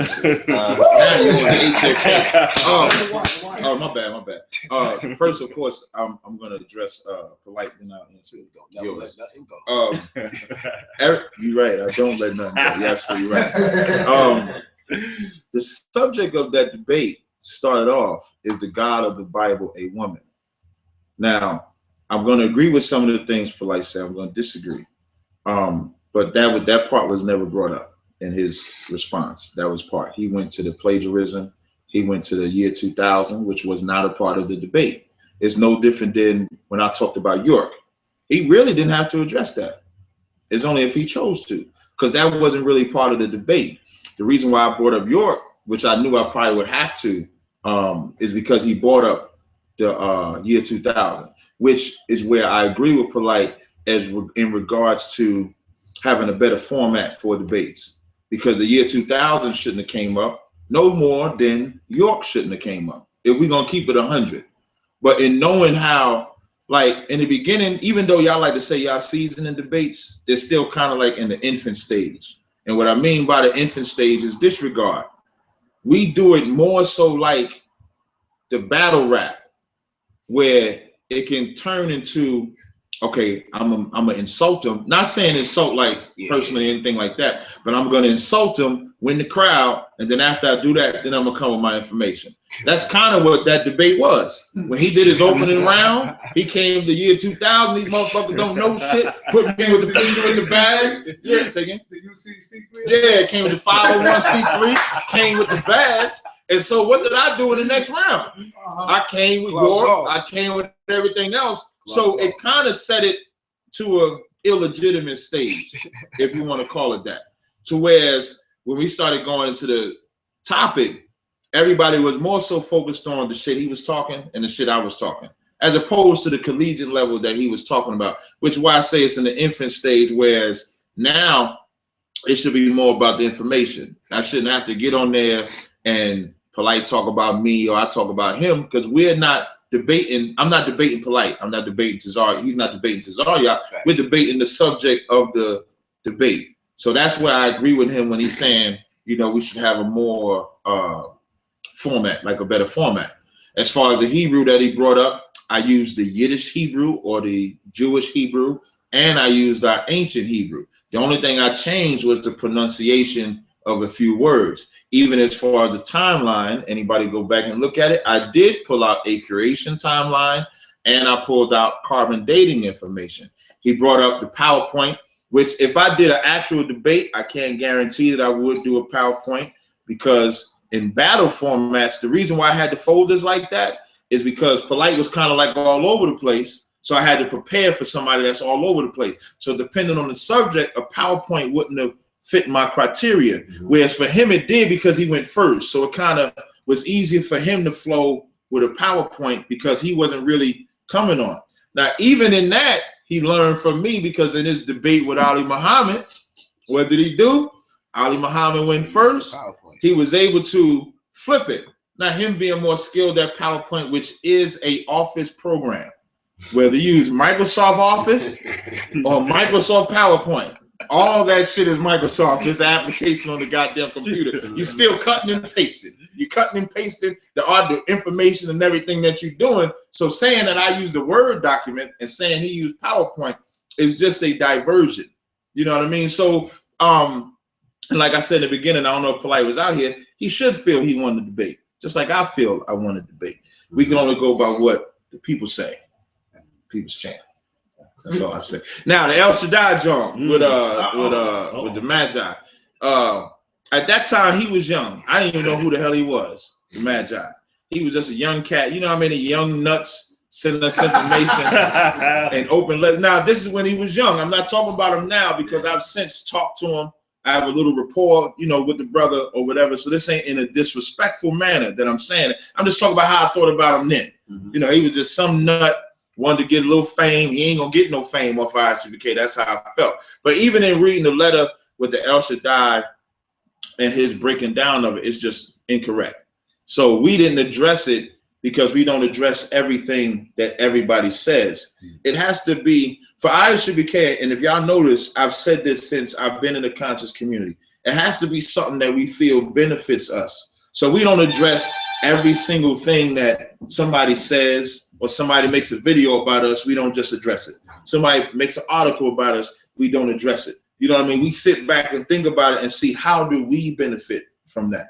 And then we sit there and address it. But the El Shaddai information was just incorrect. It was just a title given to him. Excuse me. Even the El Shaddai, we would say Elohim, or it was really just calling him the Almighty. It's just a title. That's all it is. And even when you break down the triangle for Da, which is for a door, it's not a nipple or anything like that. If anybody know anything about languages or something like that, which I'm pretty sure they know, use like the pictures. Pictographs. Right, you use the pictographs. So we would look at an eye, we would say I, and do a circle. So that would be the symbol for I. So the door, that's what the Da was for. It was for a door. So it was just the Dalaf, if you were to say, or Dalet, if you want to say it in their Yiddish or whatever like that. So it wasn't no feminine vibe behind it. So at the time, it just wasn't, I forgot about it, to be honest with you. I can't even remember everything that he put in that article because when I read it, it was so minor to me at the time. That's why we just never addressed it. So, and again, that's no knock to him now because I know him now. You know what I mean? I know him. He does put out some, you know, good information and stuff like that. So there's no knock to the brother now if he's watching. It was just at that time, I thought he was some nut ass nigga just trying to, you know. So on the slide, are you saying the article was pseudo? Absolutely. Oh gosh. Even now, and I want to address that too. I even agree with Polight with the whole what's pseudo and what not pseudo. You know what I mean? Because a lot of people call when we bring out information, we call it, y'all call it pseudo. When y'all bring out information, we just say bullshit. We don't use pseudo. We just say bullshit. But it would be good if you're going to do a debate to put that information out there, like he said. Put the information out there. Let the people observe it. Even with the smartphones everybody got, you can put the link up, say where you got it from, and you can read it right then and there. And then the people can actually be more involved in the debate. You know what I mean? And when we say peer review, like Red said, the peer review should be us. You know, a peer review ain't nothing but a collection of motherfuckers that got together as peers and then determine what was legit, what was illegitimate. So even when they saying what's legit, you said the peer review should be y'all reviewing. A peer review should be us, is what I said. I'm talking about us. Oh, okay. I ain't limited. Yeah. I'm not limited it to just us because peer review is mainly coming from the devil. You understand? And whatever his agenda is, if we're gonna keep it 100, is what that peer review for the most part represents. If you were to say evolution, those that are against evolution, you're gonna have some peer review for it. You're gonna have some peer review against it. So you can always find something that favors whatever it is that you fit. So we just got to be careful with what we call pseudo, what we call non-pseudo. But I do agree that it should be more on the forefront, and we should be forced to stick to the subject of it, because I think that'll make us step our game up. So like if I know if I'm doing a debate with such and such and I can't talk about him, I can't slick talk about him, or if I slick talk about him, I'm looking like a crab or something like that, then it's gonna make me be sharp. It's gonna make me study. It's a penalty system. Exactly. You should be not if you make the personal attacks. Like even when we out at our camp, we make it our business not to make personal attacks. So when people walking by, we don't personally attack them. Now, I'm glad he laughed. I'm glad he laughed, because if you do cross the line, pardon the thing, but that's how we look at it. If you do, like let's say if a sister comes up and she starts being loudmouth, we're not personally attacking her. We're actually defending us because we're just talking. If you don't like what we're saying, you can just keep it moving. We standing on an open corner. People saying all kind of shit. Music be playing. People having conversations. People don't jump into somebody's conversation and be like, you shouldn't be talking about that. So when we on the corner, if you don't like what we're saying, you don't have to do that either. So debates going forward should have, I actually agree with you. Debates going forward should be more intellectually based and less otherwise. So I do agree with you from that standpoint. Okay. And you know what? You can check out that article by the brother, the Magi, down below. Whatever they did to this nigga, whatever they did to Kalam, because every 5 seconds, I'm in Ross Squad, this and that. Check that article out. Did a hell of a job on Kalam. All right, Hey, listen, WordPress. He ain't stopping. I ain't stopping. WordPress/RapGod. Check it out in the description box. It will be down below in the video. And you know what? I have to turn it up right now. I need to get a little bit controversial, a little bit heated. You know where it's gonna go, right? Polight? I'm trying. You know where it's gonna go, right? Tazaryach. All right, I'm gonna go there. I'm actually gonna go there. You know what? The ISUPK has a motto of. ISUPK has a motto of. No cowards. No cowards. No cowards. That's the one I was looking for. Okay. Now you know what? Quite recently, if I'm not too mistaken, I'm pretty sure the brother Zion Lex dropped a video attacking. I'm pretty sure he was attacking you, Tazaryach, and the Messianic Hebrews. I'm pretty sure. Okay. I don't know. Okay. I'm just saying. I'm gonna put it out there. Okay. I'm pretty sure I saw something like that. And I'm pretty sure the brothers dropped something on you as well. Polight. And so far, takes turns. So far, I ain't seeing no responses. Some people say that you're both ducking, hiding, and running. So this is controversial time. So I want to know. First of all, I want to go to Tazaryach. I need to go to Tazaryach first, and then I'm going to take it over to Brother Polight. I want to know. The monster America created, right? America got you twisted. A piece of everybody. You gonna go back, turned up like Starnetta in yeah. And listen. So I want to know: are you ducking and running from Zion Lex? And what is the contention between the non-Messianic Hebrews and the Messianic Hebrews? Okay. First of all, he must be having a build-up to the controversy, because that ain't controversy. I thought he was going to talk about something else, which is the elephant in the room. But when it comes to Zion Lex, particularly, he's a whore to me, personally. If I'm gonna keep it 100, this is why y'all should not give me the mic when we talk about certain things. To me, he's just a whore. To me, he's a medium. Look up the word whore in the dictionary, and there's a big picture of Zion Lex's face on there. From the moment that nobody knew him. So you could really say this is Nasi's fault, because Nasi introduced him to the world. And I said this to Nasi personally, so it's not like I'm, talking about him behind his back. Nasi introduced that brother to the world. He started talking about perfect circles. He started talking about all kinds of nonsense or whatever. He pulled the Grammys and everything. And whether it's true or false is not the point of what me bringing it up. And then February 8th came, and he said nothing. And I believe that from that moment up until he was supposed to do that debate with Seti, he's been wanting the spotlight by any means necessary. And so he chose to, I think in last summer, he chose to put out a tape where he was going at the Hebrews and something like that. And the saddest part about it is we actually, now I'm gonna speak for every Israelite. I'm gonna speak for every Israelite now because I can do that. We actually showed that cat love. He wrote a book. When I went to this event that they had at the Joel bookstore, he was there. I met him, shook his hand. He had a book that he was selling. I even purchased his book just to get a brother some support. You understand what I mean? So now, if you have any alt, messianic, non-messianic, whatever you want to call it, the scriptures say you're supposed to go to him. You understand? So if there was a time where he wanted to discuss his issues with the New Testament, there are plenty times that he's been around the brothers, he could have addressed it then. But he chose to do it in the YouTube fashion. That's why I be saying that YouTube is the devil. Like, it's a gift and a curse. YouTube is good, but then it's bad because anybody can become famous on YouTube. So he chose to do his little thing. He went down to Sinetta, and I'll never forget, I coined the phrase little P.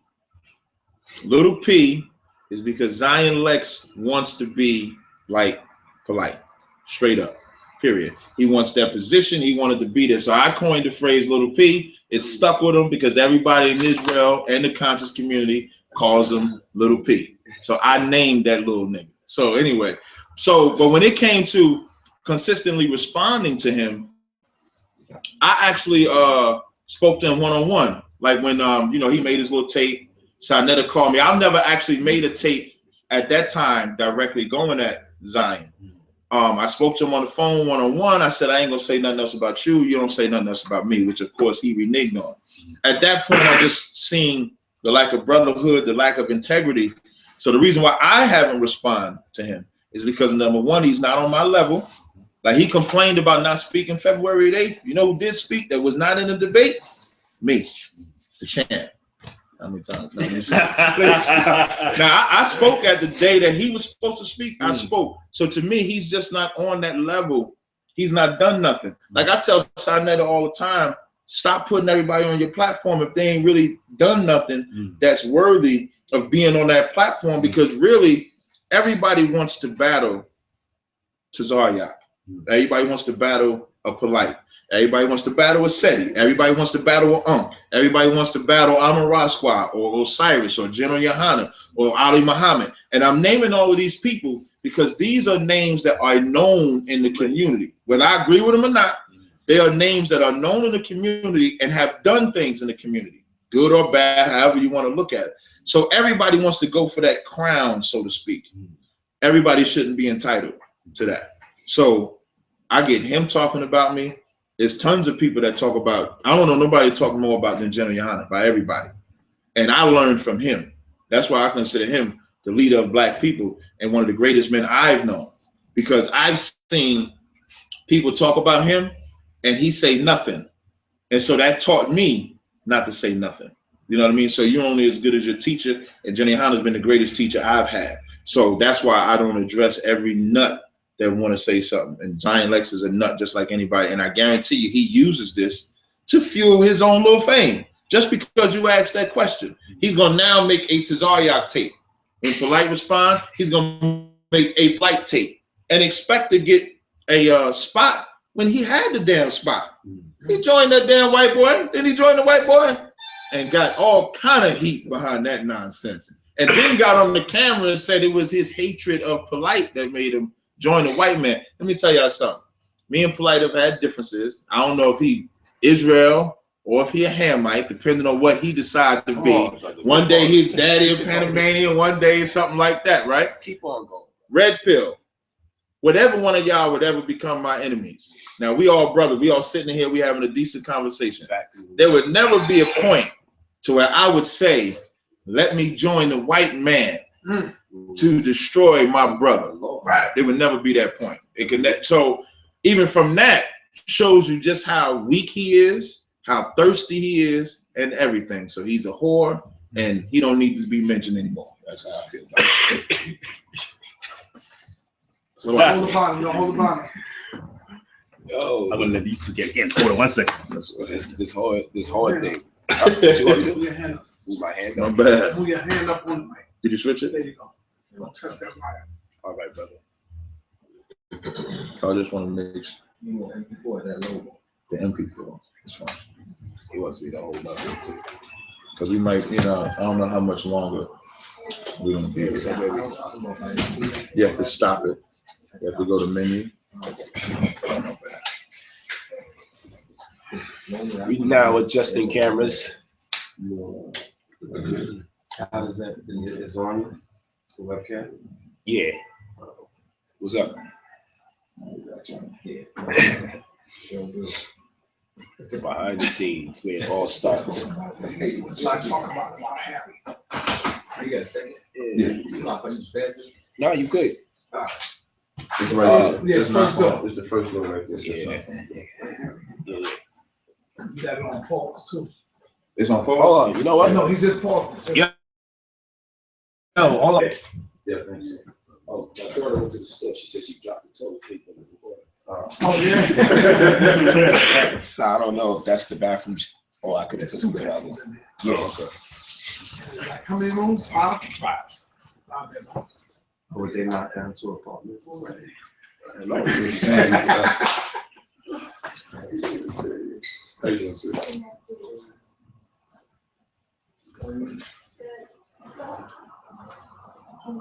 Yeah, we just wait. What's up? Oh, great.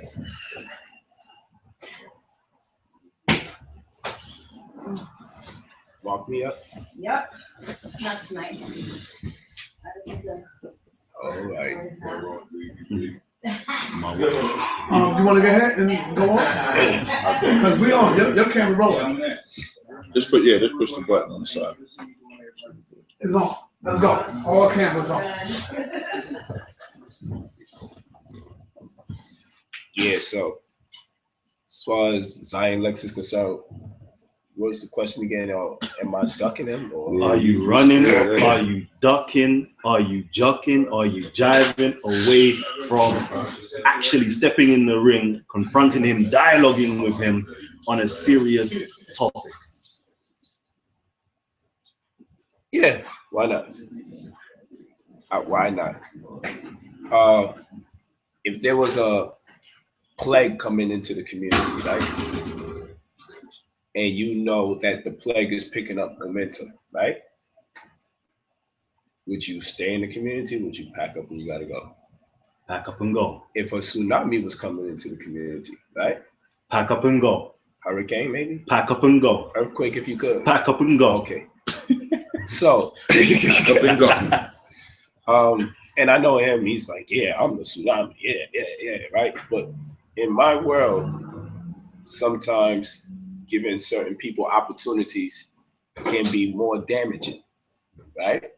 Not because of their threat or potential, but because of what you have worked so hard to build. It would be a step down.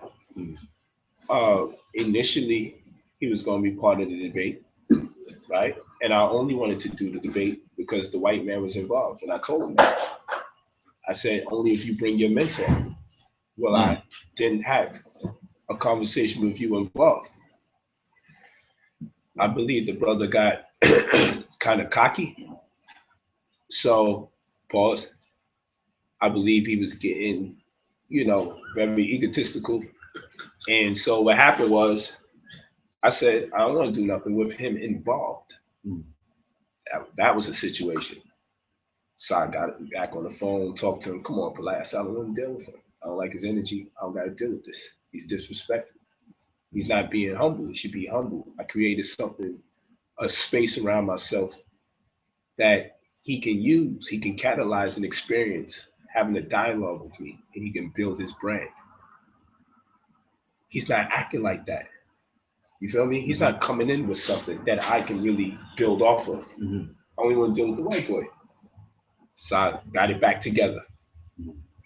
Then I go at Harry in a preliminary and I bring up race. And I'm going at Harry because of what the Jews have done to our race. Zion then says it was a low blow. Harry calls me, says that race stuff was a low blow. Sai's on the phone. We both like, what are y'all talking about? So Zion says, I thought we could have an intellectual conversation. Why are you bringing up race?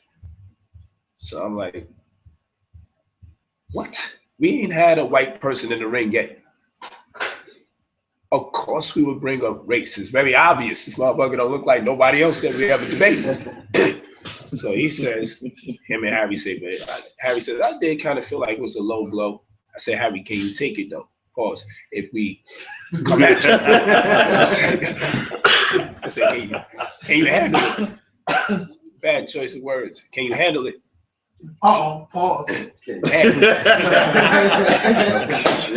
what that no homo lecture No, you're right. We gotta review those tapes. We gotta review Tazaryach. You see, Reggie start the Taz shit. Man. Yeah, man. We gotta review Tazaryach's tapes on that one. But so Harry said he's good, right? So now what happens is, I said, Zion, are you good if I talk about race to Harry? No, I thought we could have an intellectual conversation. So I said, this is insane, bro. This is insane. Are you joking? We laughing on the phone. And I'm like, yo, Sal, hold on. I think he's serious. So he starts going on into this rant about how we can have an intellectual conversation and we don't need to talk about race. So I said, are you mad that it may make you look bad? Does it make you feel insecure? Or you just really don't like discussing race? So now Harry's his brother. And he said, well, if you talk about race, this is what I'm going to do. I'm going to talk about your business practices. I'm going to try to find whoever I can talk about and use that against you and talk. So I said, bro, I don't care if you do that. I'm just telling you, I'm not trying to threaten you. I'm just telling you, if you violate the terms of contract and go out your way to be intentionally disrespectful, not spur of the moment, I feel like he threw a shot. I'm trying to, no, you telling me premeditatedly, this is what you intend to do. It's going to be a problem. But I'm like, I'm good money. Then he goes into all the other stuff he's going to do if I talk about race. So now he's getting me in a place where I want to be very mean and negative. And I thought about it and I said, well, he actually told me his intention. What I can do to alleviate future problems is to decline an opportunity to have a dialogue with him. Rather than hear him tell me his intention for the future, walk into it knowing what's in my spirit and heart, knowing what I will not tolerate from somebody. You feel me? And knowing the worst part is that you're doing this to defend this white man. That got me to a point where I'm like, he's coming off like an agent, like somebody that can be paid off to bring down his people because he hates his brother so much. A white man could come in here and say, yo, you want to bring him down the strength? He coming off like he would do it just because, you know what I mean? So that being the case, I said to myself, you know what? I told Sal, I'm not dealing with it. I'm only dealing with the white boy. So I like, come on, man, chill. I'm done. I'm not fucking with the debate with Zion. Later on, Sal talks to Zion. I would like to say, I'm not going to do it, but I'm just going to say there was a gag order put on the brother. The profit of man if he gained the whole world and he loses his soul. That's all I'm going to say. So we came to terms to keep him quiet because Harry wouldn't do the debate unless Zion says he's okay. So a situation was created for Zion to not talk and allow the debate to go forward. And so, because I stood on my square, like, I don't want to deal with son. I just rather deal with the white boy. But I dealt with the white boy and Zion was able to work out a peaceful agreement and arrangement to keep him quiet and not hinder the debate process with Harry. My intention, I said from the beginning, was to debate the white man. That's what I wanted to do. I told him I would involve him in it since he kept egging me on for a debate. I said, I don't have no problem. I said, I'll include Seti. And then, I'll give Seti opportunity to deal with the white dude. But after that, I'm just like, I'm tired of dealing with people who don't respect my gauge for success. I'm not asking no one to kiss my behind. I'm saying what we do can be great for the culture. It can be great and it can make it bigger and better. So when we speak, more people listen. They can pick who their favorite debater is, undoubtedly, but at least we'd be building a brand. We could destroy it depending on the way we deal with each other. battle rap has certain expectations. You know, no snitching, you know, they got their shit. In any competition, football, you're not supposed to hit a dude below his knee. Like on the knee. Like there's certain shit like that'll cause a fight. Like everybody be looking at you like, yo, what the fuck is you doing aiming for that part of his leg? You feel me? Even though it's a violent sport, you don't go there, even though it's violent. You know what I mean? So in this competition, certain things that we say against each other can destroy the community, as opposed to say, yo, we could build something great. You feel me? We could discuss people the way we do stuff, and then now it's dead. It's going to take probably a revival of this shit or new personalities, because it'll just be like, I'm not dealing with it if those people are involved. You feel me? So wait, and a larger fan base with less negativity, bro. So why would I want to go back to the negativity? It's working for me. The more adjustments I make for progressive change, then it was working for me when I'm in these so-called nigga slugfests. You feel me? I know what the people want to see, you know, and it's looking good so far. So I didn't want to be part of something like that, because he's consumed with people's personalities more than he's consumed by the knowledge he professes to have or know. Right. You feel me? I don't mind dealing with somebody who I believe actually believes in God. I don't really think he believes in God. That's just how I feel. I think he thinks he believes in God from time to time. I would say that. I believe he's willing to let his God go. And I can say that personally, because all I'll say is what profit a man if he gained the whole world and he loses his soul. I know me personally, if I'm really strong in my conviction about something, there's nothing someone can give me to shut up. That's all I'm gonna say. You can't give me nothing to be quiet, especially if I hate you. I'm not taking nothing from my enemy to be quiet. You feel me? I'm gonna be a man and professional about this, and I'm not gonna go any further, because I said I wouldn't. So that's what it is. It seems like in this instance,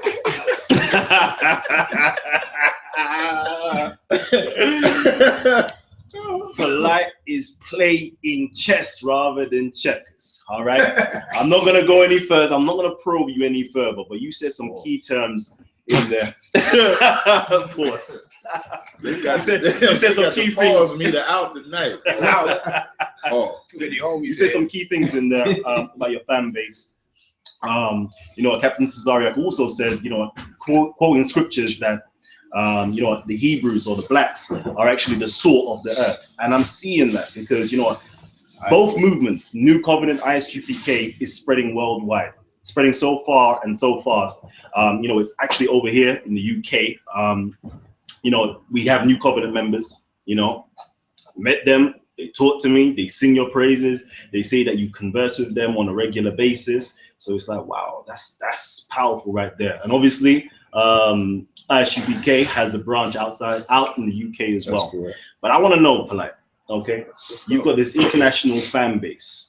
All right, you've got this international fan base. Are you going to start bringing stuff worldwide? Are you going to start bringing the debates, bringing your presence over to the UK? And if so, I want to know as well, what is your next power move? Okay, you've now debated the Jewish rabbi. Where do you take it next? What more can you, where can you maneuver now? Where can you go?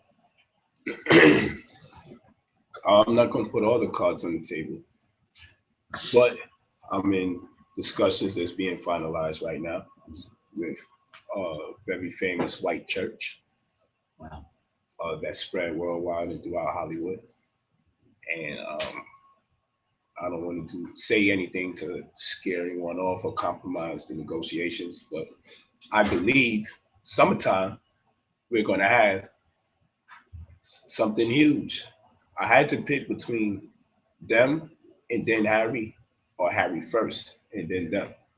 So when I weighed out the options, I figured I can demonstrate what they may be in for by using Harry as a sacrificial goat. So forget the other dude, the white boy.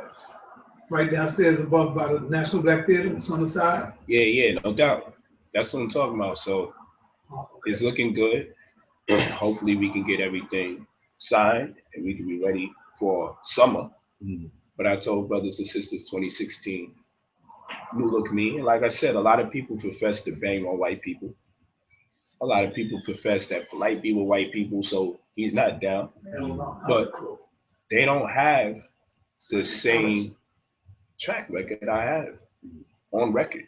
You know, there's a lot of people who could criticize me and say they down with this Pan-Africanism or Black Power movement or they bang on white folks. But I'm on record. And despite whatever influence or power or amount of resources white folks may have that I may do business with, I've always been unapologetically Black. I've never changed that. Never will.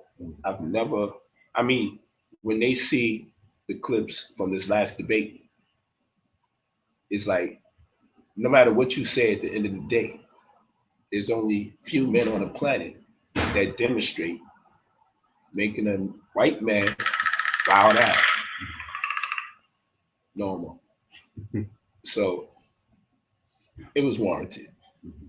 So very few men can create that type of situation and time it perfectly to associate it to what they're looking to accomplish as far as conversation and dialogue is concerned, you know. So summer, it looks like we'll be on. It'll be another phenomenal event. We did the marketing for this one amazingly. We did it real different. Everybody was pleased with the way the build-up worked. And I got some interesting ideas for that particular debate, but it's for the community. So that's what we're looking at right now. Okay. But internationally, we definitely there. Thinking about that Asian Muslim that we talk about, and to debate him in London. You know, so that can be on a record. You know, that there's a possibility of me coming to the UK to debate an Asian Muslim, whatever the hell that is. We'll do it. It's like I couldn't hold that one. So, you know, that to me is better than a Zion Lex. You know, because these are the people we say have done a disservice to our people. These are the religions we say have done a disservice to our people. And there's nothing wrong with debating your brothers. It's just some things he goes too far. The way he does and what he says and the way he goes about it, he just goes too far in my opinion. So I don't want to be in that position as far as being bothered by another brother. I don't want it to go there because we're not supposed to be banging on each other to the point of violence. We're supposed to have a point where we refrain. Even if we lose in our mind and we upset, there's supposed to be a point where you say, you know what, I gotta have some restraint. It's going too far. When your religion kick in, right? That brother he goes to a place where you can almost have a clairvoyance and say, I can see me getting into something with it. Like we had, like the brother said, we went to war probably more than anyone has demonstrated in this whole community. You feel me? Like it's probably the worst situations that ever developed in a community with people watching. Everything's YouTube in this damn era, you know. So niggas is, I'm sharing the link,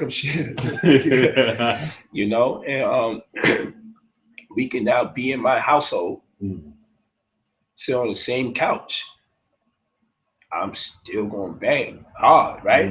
Absolutely. But we're not gonna be on some nigga shit like, yo, you know, the brother's name. Just say your name, my brother. Tazaryach. See, it's a lot of maturity here. You know what I'm saying? I ain't throw no shade. Brother, welcome in the house. You feel me? Second day came in, my daughter asked me to want anything to eat. You know why? Because we professionals, we gentlemen, we entitled as men. When we start disagreeing, that shit can get kind of, we men. People who don't understand it, probably don't understand manhood. You know, I'm in places, the white man pull you over and be like, don't raise your voice. Don't use your hands. keep your hands still, trying to feminize you. You feel me? Because men gesticulate, and men, when it gets intense, we raise our voice. Doesn't necessarily mean we're gonna act violently towards you, but it just means it's getting intense. You feel me? So we turn it up because we speaking with conviction, where other people get intimidated early. People in the community sometimes say, I don't like how they be talking or how they arguing. We men, that's how men talk. That's how it get when men, if we was talking about boxing or basketball, we would be just as damn contentious. Maybe more. I've had those conversations. But don't forget that. I was just about to say, that barbershop would be off the chain. I didn't mean to cut you off. You're right. That barbershop, Giants and the Jets, or Cowboys or something. It'd be hell in that barbershop. Disrespect. When Nas and Jay had that battle, good night. Arguments to this day. Nobody want to talk about how Nas killed that. That's facts. Right. So almost. You know, nobody wants to talk about the idiosyncrasies of Jay-Z when it comes to the Nas and Jay battle. A lot of us like to overlook those things. Right. It's a Hebrew thing. It's an debate for almost a year. We've been doing this for like a year and a half. For a year and a half it's been going on. Yeah. And trust me, if we ever got 10-minute raps, I would air him out. Because there's things people are not considering when it comes to Jay and Nas. Who won? Who got signed to who later on? That is true. So a battle. Because you could win a battle and lose a war. That's what I'm talking about. We just talking about the battle. He sent Jay on a vacation. Jay went up on the radio show and said his mama told him to stop the battle. You know what? I finally found something where I'm willing to say that the in the hood, if you say your mama told you not to fight, come on, Red. You can't say your mama told you not to fight. That's gang. Got it. Okay. Yo. Yeah. You on Jay? Are you on? Who team you on? I'm team now. I'm just saying. Oh, okay. All right. Nah, come on, man. That's the Hebrew brotherhood. Nah. You know it's Jay-Z. Niggas left condoms on your baby seat. But do you get points for getting somebody else seconds? Well, I guess it's some Brooklyn shit we be right. Yeah, I mean, do you get points for getting somebody else seconds that when they wasn't together? Yes, in Brooklyn. In war. The woman. Don't y'all say that the woman is your booty? But like when Jay said, okay, like so when Jay said you was kissing when you was kissing that, right? Yeah. Really, wouldn't Jay be the one doing that? But we understand. I mean, real talk. Look, we understand, mature-wise, right, that a woman's gonna sleep with a man. True that. So if a man says you was kissing my joint when you kissing her lips, right? She bathed, she washed up, she got it going. But the question is, what's her connection to the man, and when is the turning point? Whether we like it or not, when women make certain decisions, shit is just fucked up. Right. And we just bear witness. But if a woman sleeps with somebody, moves on. Yeah, he cried. He was broke. Who? Nas. Jay. No, Jay. Jay was broke. Oh, son. Yeah, Jay. Listen, man, that shit broke Jay, man. He had to listen. He had to go to Europe. He had to go to Europe. And then Beyonce had to be his wife. That's the only. He came back channeling Tupac after that. Right. Me and my girl. I don't want to get off. Now, hold on. But Nas, look. Now you want to go. Hold on. Now you want to go. Nas tried to burn him alive on Summer Jam. They had to calm him down. And he got upset. He tried to lynch. Polight. He tried to lynch Jay-Z. Do you think that Jay-Z is a better lyricist than Nas? I think he's a better artist. I think he's a better artist. They're my two top. I don't think there's nobody better than them two. I think Nas is a. So I think I look at him. Jay is the better MC. Nas is the better lyricist to me. Yeah. Like Jay is that spitter. Like he gonna spit all day, every day. When it come to putting that stories and stuff like that together. Evidently, you ain't see that battle with him and DMX. DMX tear his ass. Oh, hell yeah. Jay-Z. He did. Well, DMX will tear Jay-Z ass up. X is a different. Before the crack or after? He was on crack. He was always on crack. He was on crack. That was a sports enhancement drug. Did you see it? Yeah, was able to The X is that dude, man. When X was out, I mean, remember that era when it was always him and Jay. Going back and word forth. is gone. I mean, X was that dude. They didn't know who to give the crown to, and Jay prevailed based off of being what? The better all-around artist. Right. So we could talk about lyricism all we want, but the music industry is an industry. It's a business. So Jay conformed. We could use that. We could juxtapose. Yeah, we got. You know what? Hold on. We could juxtapose. This go right back to what he said. This is we what done changed the shit. This is what I love. We done changed the whole script. We're now going back to the old famous, Jay-Z or Nas. Who won the battle? Listen, leave that in the comment section down below. Let us know who do you think won the battle, and let's get it in. You know what? It's not always about the doctrines. Let's talk real man stuff. This is what I love. It seems as though Titans TV always seems to somehow change the dialogue a little bit. It kind of calms it down, and we can get into some real conversations. Yeah, let's do this. This is barbershop talks right here. This is barbershop.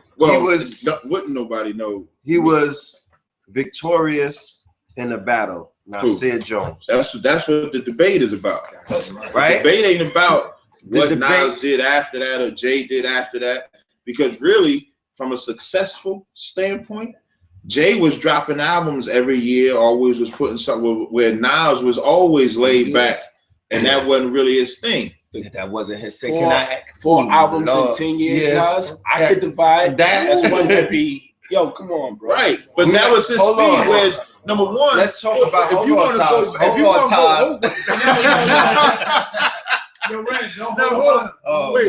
you want to go there, it took Jay forever.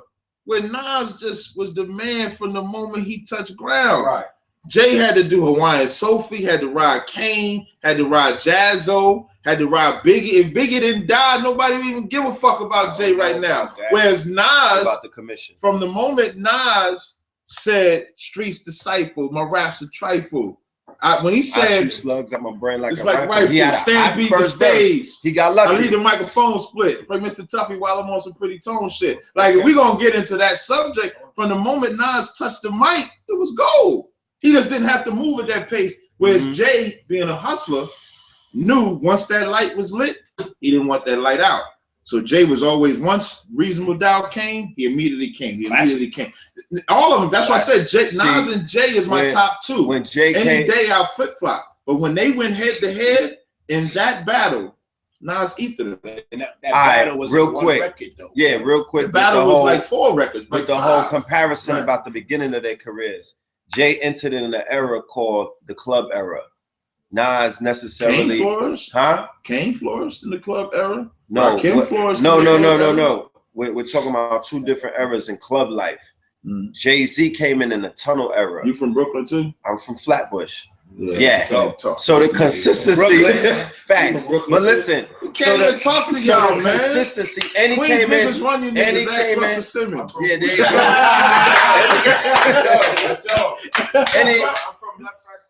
Yeah, I'm from Left Track. So we already, and I was born in the Bronx. So I already know what it is. I got dual citizenship. So Jay came in the mixtape era, and also the mixtape era evolved into the club era. Henceforth, the continuing dropping of hits to build up, you know what I mean? Because we all come in. What did your first mixtape sound like? Or what did your first lecture sound like? I was there at Polight's first lecture. It was fire. But if I weigh that against what I saw last night, that's my point of measurement. I'm like, yo, he's expanded. Right. So if you want to hold up Jay's first song of Hawaiian Sophie, I'm not holding it up. But what I'm saying is I see growth. I saw elevation. That. Did we see devolving or evolution in Nasir's? What did the streets say?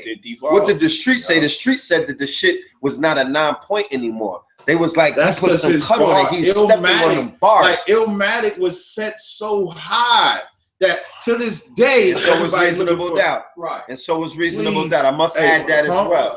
I must add that as well. And hold on. And you always must keep in mind. Hold on. You always must keep in mind that your level of artistry is compared with the peers that you are surrounding yourself in. And when you come in, the time that Jay came in was contentious. He came in the era of Nas, Biggie, Wu-Tang and a whole bunch of other people. The bar was set super duper high. Right. So his ascension was to do what? Elevate himself to the top of that pile. That's why I'm not taking that away from. That's why I say my number one. I'm not taking nothing away from Jay's start. We build it up to that battle. His rise. But when that battle came, listen, Takeover was so hard. How many months did it take Nas to respond? Oh, well, he did it right. He waited till his album dropped. So how was just that like fair for 4 months, 5 months? It wasn't no 4 months. Yes, it Takeover was. came out. It dropped in September.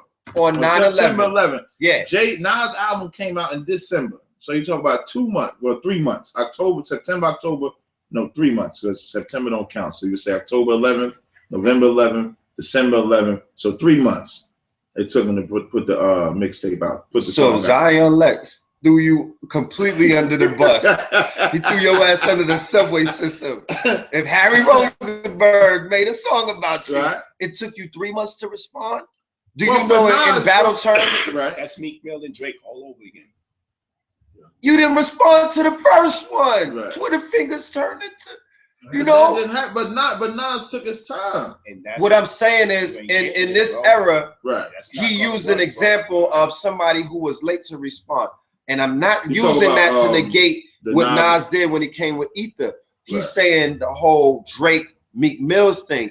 The contention of him losing was the fact that he didn't respond in a timely manner. But see, the difference between now and back then is all of the media outlets that exist. So I want to hear that shit. That was the mixtape era. Yo, Tazaryach. No, I'm not. I'm still very clear about what was taking place during that battle. I am clear. And we was off to the races. Just like I'm clear, when the battle first started on Hot 97, who won? The winner was announced that night. I remember Flex and Fat Joe. Fat Joe was like announced the winner. Flex like, nah, we gonna hold on. Joe's a Jay-Z hater. But you know that. But Jay-Z hater or otherwise, Fat Joe is like, when Flex started that battle that night, he said, we're going to announce the winner at 11 o'clock. When 11 o'clock came, it went to Angie Martinez's show to 3 o'clock. And as Angie Martinez is announcing that Jay got his ass whipped by the people, Jay came up there crying, talking about his mama told him not to do the shit. You know what I'm saying? So the people said he lost. His mother told him he was going below the belt. To the point it's going to get out of That's what she told him. Okay, with the baby mama and all I would have kept that to myself. I wouldn't go on. You cannot go in the hood, be warring with somebody and say, my mama said I got to stop. We got to stop shooting. Come on, man. Come on now. Let's keep it 100, man. Go ahead. You want to say something? I would. Look, December 18, 2001. The release date of Ether. Yeah. September, October, November, December. No, Jay dropped Takeover September 11th. We agreed. The album dropped September 11th. But Ether dropped before the album. But Ether Takeover was out before the album dropped. And Ether was out before the album because they leaked the album. Like Ether came out like the end of November. All right, hold on. It's one more point they got to be. No, why don't we just dead it? Because we're going to talk, I'm going to talk. There's one more plea. What's the point? I have 2 more points. One of them is mine. Again, suddenly Nas finally responds. Now we should get a poll. Hold on, fam. There were songs coming out. No one asked for a poll. Don't you understand? People hate who's on top. Now, but Nas didn't ask for that poll. High 97 did it. Doesn't matter. Be it as it may. Why do we do a poll now after a 4-month late? Because that's how bad Ether was. No, it was like, Ether, okay, burns slow. It was like, listen, the nigga went on vacation, man. Nas was good. Listen, Jay went on vacation with the Europe and them John Clett eyes and shit, man. They came back with Beyonce. Talk about me and my girlfriend. Listen, I got myself a gun, but really I don't need the heat. Your heart pump project cool, you sweet. I don't got a two-way. You gave the same beat. It's too late. Rap, homie. See, is it Dame Diddy, Dame Daddy, or Dame Dummy? Oh, I'll get. You ain't see Dame Dash in the video after that. Ever since? You ain't see. Listen, that's how you know it's shit fucked them up. Listen, you ain't see Dame doing no dancing, no nothing. So let's do this. Me and your boy AI got more in common. His baby mama. But he wasn't with her. Then ball it and rhyming. Get it more in common. Right. But bragging on a woman that he ain't sleeping with no more ain't shit. Nasty shit. He ain't like he was sleeping with her and they did. Hold on. Yo, listen, you just gotta understand this. Y'all touched on too many points, man. You know what I'm saying? If I can sum it up, y'all talked about reasonable doubt. Get the mic, bro. I need this No, right no, now. he'll need that. All right. Y'all need it? All All right, right, cool. point, man. Reasonable Doubt, obviously classic. Illmatic, might go down as one of the best albums. in rap Definitely, history. Now, this is the thing, though. definitely. Illmatic was a precursor for Reasonable Doubt. It inspired Reasonable Doubt. It did. You know what I'm saying? So therefore, just off the inspiration alone, his source was Nas. That's the first thing. Second of all, even if you want to look at both their discographies, they both got about 4 to 5 classic albums. If you compare both their bodies of work, you talking about today? Nas who's taking it. You talking about today? I'm talking about overall. Jay only got 4 or 5. Bomb. Blueprint 2 is ass. Holy Grail was ass. Holy Grail did 1 million copies before it even sold. See. Are we talking about the album being good or album sales? I tell you this, like Nas, Dynasty. Nostradamus. Listen, Nostradamus went platinum, and that shit was ass. Hold on. Black Album, Dynasty, Blueprint 1. Blueprint 1. Yeah. That S. Carter, the Reebok mixtape. S. Carter was ass. See, this is hold on, wait. Let me give you my premise. From Brooklyn, let me give you my That's premise. what I'm saying. You guys gotta stop being real. No, hold on. Here's what y'all gotta stop with. They act like I ain't say mixtape. We talk about album. I ain't say mixtape. He ain't have an album called S. Carter. I thought y'all was talking about the Reebok S. Carter. The mixtape was hot. Yeah. But see, here's what y'all gotta. Here's the Achilles heel when dealing with Jay or Nas. Like Jay can spit, so he always gonna say some hot shit. Facts. So you gotta raise the bar when judging what is a good album from the likes of Jay or from the likes of Nas. So when I'm saying Blueprint 2 is garbage, I'm not saying that you ain't gonna find that song like The Watcher Part 2 when he spitting with Rakim. That's fire. But when you look at that whole body of work on that album, it's not a good project. So what project was Hard Like Night? Hard Like Night. That's volume 3. That was volume. Time. That might have been volume 2. That was 3. 2 was the shit with Foxy that everybody didn't like. The Sunshine album. Right. Volume 3 was the Hard Knock Life. You got Reasonable. You got Reasonable Doubt, classic. Blueprint 1, the soul shit this Kanye and them did, right? Right, that's classic. Bonafide classic. Blueprint 3. Blueprint 3. I'm not. All right, hold on. Subtract Blueprint 3. Let me get this in. Subtract Blueprint 3. Let me get this in there. Let's saga. This is what I want to do. I want to switch it up for 1 minute. Here we go. Come on, man. Kick him out the building. Time out. Here we go. Biggie or Tupac? Tupac. I'm going with Tupac all day long. With Tupac too. He's a better lyricist. Yeah, I deal with Tupac. Listen, Tupac is probably the most felt rapper to ever exist. He's the rapper that everybody will grasp to. But he can't hold a torch to Biggie spitting that shit. But when it comes to Pop, I'm gonna give it to Pop. Because Pop, like, as soon as he start rocking, I mean, he can say anything. That shows you Polight ain't biased. He's from Brooklyn. Biggie from Brooklyn. Yeah, I fuck with Biggie. But it's hard not. I mean, when you look at Pop body of work, the emotion he put into it, bro, it's hard. Prophecy too. Right, it's hard to take that away from him. You know what I mean? So it's hard to argue Pop. Biggie flow was ahead of his time. But he did bite, but Pop did bite Nas though. Who? Pop. He bit him, you mean? The reason why he did Me and My Girlfriend was because of Nas's I Gave You Power. I Gave You Power. He rapped about the Pop bit Nas. He said it. No, he said it. Real talk. The producer of the song bust all of the ass in one song. Yep. He went at all of them. Nas and all of them. Yeah, that was rough. Come on, man. That was rough. I remember the day I heard that. But him and Nas. Everybody in Brooklyn was like, that shit hurt us, B. Yeah. And Biggie ain't say nothing. That's what we talk about. Nas, that's what we mean by that. But Biggie never said nothing. Got him. Yeah. Other than if Faith had twins, she'd probably have 2 Pops. That's all Biggie ever said. At least Nas dropped the freestyle. He had dropped the freestyle before Takeover. You're going back to Nas, man. Biggie and Pop, man. Biggie and Pop. Pop. I say Pop. I say Pop. I say Pop. So it's unanimous then. No, he's Pop. Biggie with it. No, Hit 'Em Up. Hit 'Em Up made everybody want in the house. Because if he was a better lyric, if Biggie was the premier lyricist, you know what? Right? Either Hit 'Em Up or No Vaseline. Or either. If No Vaseline was rough as shit. Ice Cube. Yeah, that was dope. I mean, I was watching the movie The Compton Jones and listening to that joint again, man. I mean, it's hard to go against No Vaseline. But there was no diss record that made the impact for our generation, like Hit 'Em Up. Yeah, Hit 'Em Up. And if Biggie had made the video if he was lyrically superior, that would have been the battle to prove that. That would have been his rising occasion. And unfortunately, he met his untimely demise. How long before he? I mean, Biggie ain't never say nothing. I know. Like that type of diss, right there. But the whole he had to address it right away. Yeah, but look, the whole life after death is subtly taking pot shots or pop shots. You know, it was mad subliminal. No, I'm not saying that it's a proof. Okay, all right. There ain't no time for subliminals when that shit. That's what I'm saying. Like he heard his phone. He did the first line say, "I fucked your bitch." Excuse my language. I fucked you. He started the song off with that. Take money. Yeah, I mean, and I like that song, Get Money. They flipped it and all of that, man. I mean, Pop did. Then he said, "I'm gonna let my little cat ride on you."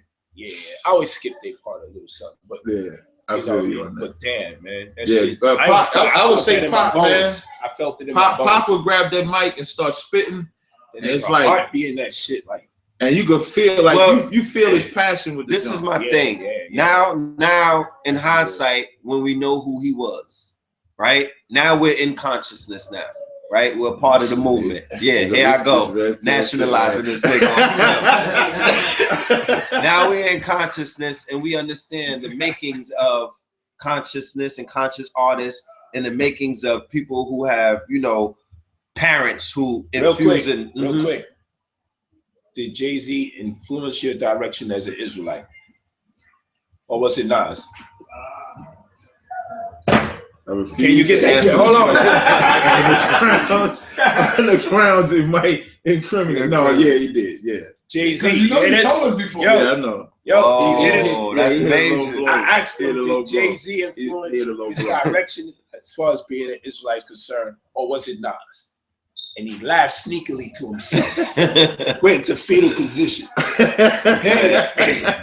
So I rest my case. I rest my case. Yeah. It wasn't Nas. It wasn't. And I love Nas. No doubt.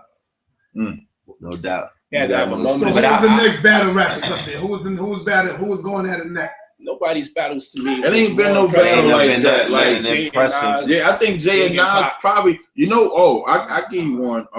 Beans body. Who? Jada. See, here we go, man. Yo, beyond what about Beans and Jada? What about Beans and Jada? Beans body Jada Kiss, yo. Which one? I don't think he bodied. He bodied him like that. But I don't think he bodied was hitting with too much metaphor. Beans was just hitting with the gangster. With the gun balls, straight gun balls. That's what I'm telling you. That was ugly. That was the ugly one. You can tell. Crazy. You can tell the hungriest brother. He's sitting there like this is a come up. Nas was like this is a come up song, baby. Nah, ain't no damn. I'm coming out with an album after this. What I will say though is that Jay woke up. Jay woke a sleeping dragon. He did. Like you got to give him he props did for by that, and I think Jay would have never did that. I agree. If he'd have had the early Nas, but he saw Nas with that damn whack ass Nostradamus, and he probably was like, "This is the right time to get him." And really, Nas it was Memphis Bleak fault. Fact, because Memphis Bleak was like, your lifestyle's written. That's why in that first song when Nas be like, you want to fall until you fall, I can help you with that. You want beef, I can let a slug melt in your hat. Because I'm a wild barbarian. So that is what made Jay have to do it a little bit, but he thought he was gonna get him. Get out of here. Tazaryach is a damn hip hopper. Yeah, I'm a human. I'm black like everybody. I'm black like everybody. Yo, that's gonna be a new nickname. I'm coining that phrase. What? Tazaryach, the hip hop Hebrew. That's nigga, man. So like that part, but ain't really been no elevated battle. Like even 50 and Ja Rule was already on his way out. But that never really Cassidy and Meek Mill. Nah, that was whack. Nah, that was definitely whack. Cassidy is slaughter. But Cassidy bodied him though. Cassidy meat body Cassidy. But Jada murdered. Okay, I mean, checkmate. Really, after checkmate, that's all Jada had to do. Real talk. Because he came right when the album. He's like 1.1 million in a short week. Yeah. You say your new album's a weed plate. Like he bodied him on that John, man. And I'm gonna tell you how you know he bodied. You know how you know Jada bodied him on that? 50 did the whole shit. He went to Interscope and started trying to stop the records and stuff from coming out, but he wasn't saying nothing. And Styles, when Styles got in there, because I think Styles is better than Jada Kiss. Depending on what they're doing. Like Jada got the charismatic, Jada got the but Styles, Styles spit hard. The Locks went against Rockefeller. He's street conscious. The Locks had Rockefeller. Remember that? When they had the whole crew. Fuck around and die like your man's girl. I'm like, come on. Remember that shit? When they had New York on Till. They came in at. All right. Big Daddy Kane or Rakim? Rakim. Come on. Come on, what? I'm gonna tell you something, yo. In the battle, back in the days, but back in the days, my thing is whose influence. First of all, whose street cred was stronger? Rakim's street cred was longer. Whose run was longer? I'm saying reign-wise in the streets, hip-hop reign-wise, whose reign was longer? Big Daddy Kane. Rakim had the longer influence, but Kane had more albums. Rakim was a legend, but once his legend was laid, that shit simmered. Kane came out. Remember, Kane was beasting with the Juice Crew. Then he separated himself, and that nigga, he rose. He had like a 3 or 4 year run. I would say, there's like no Jay-Z without Kane. Kane and Rakim is like Nas and Jay. Huh? Like the parallels is the same. Kane and Rakim is like Nas and Jay, like the parallel. Like remember, Nas was scientific. Right. I mean, Rakim scientific, Allah bars and all of that other stuff. Kane would have probably beat. Kane would have been Jay-Z before Jay-Z, because Kane represented the hood niggas, getting money, rocking with the shorties. He was aiming for the club hits. Rakim never cursed, and he was dropping the bars, the knowledge, and all of that other stuff. But also, did you ever hear what Kane said? He ain't had to say nothing because everybody in the streets knew he was affiliated. Kane said, and it's actually a video. Ed Lover was interviewing him, and Kane said that the battle that he wanted was KRS-One, but the reason why, and so Ed Lover asked him when KRS-One went at the Juice Crew, why you didn't side with him? And Kane said because Shan didn't like him, and KRS-One was helping him move and shit like that, like help him move to a different apartment. So he was like, KRS-One, my man, and plus Shan don't like me, so I ain't rolling with him. But he said he would have liked the battle KRS, and he said the same thing. He said Rakim was more like the lyrical, all that scientifical shit or whatever. I think Kane would have probably bodied that nigga. But you never know when it comes to a writer, he might have wrote some shit. Coogee rapping LL. Coogee rap, bro. Yo, Cannabis. Yo, wait.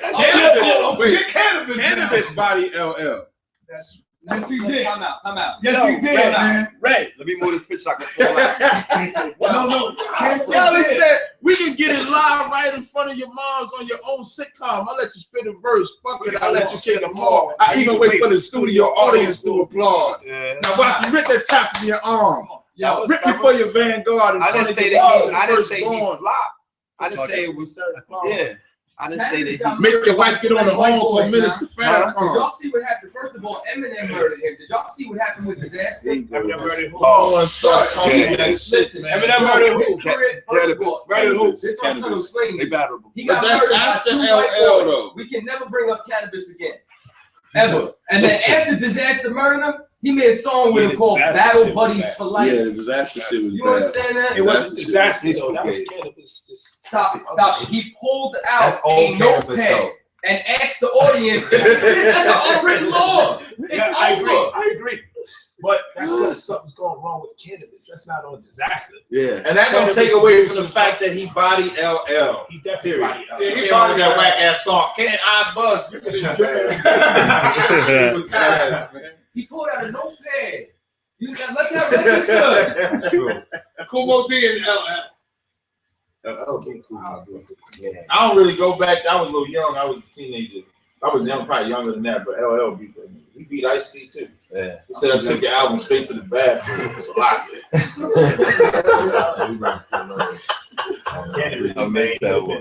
He'd have been that dude. Why did his career pop after he bodied him? Because LL made sure. Why Clef?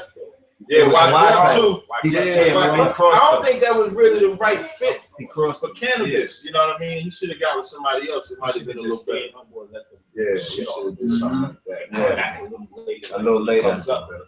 Yeah, because he had Mike Tyson on the hook. And he had Mike. Mike on the drum with him. You know what I'm saying? He training with him. I mean, the cannabis might have fell off later, but at that moment, in that battle, he was that dude. LL was. I mean, you know how cannabis. You know, cannabis was better. LL wrote his rap after cannabis left on the 4, 3, 2, 1 jump. You know what I mean? If cannabis was there, he might have wrote a different verse. He waited till he left to write that verse. All right, Red Bill. Seti versus Hashar. Seti, general. Come on, Polight. Seti versus Hashar. And Hashar, that's huh? Okay, come on, in the Titan TV. Seti versus Hashar. Oh, you're killing me. You're killing me. Come on, man. Come on, Hashar. Okay, all right. Put that camera back on. Come on, Tazaryach. Seti versus Hashar. I mean, Seti versus. I think without any. No, you can't call me biased because I roll with y'all lunatics on February 8th. So you can't call me biased. I'm the unbiased. I take it back. Hebrew. You're right.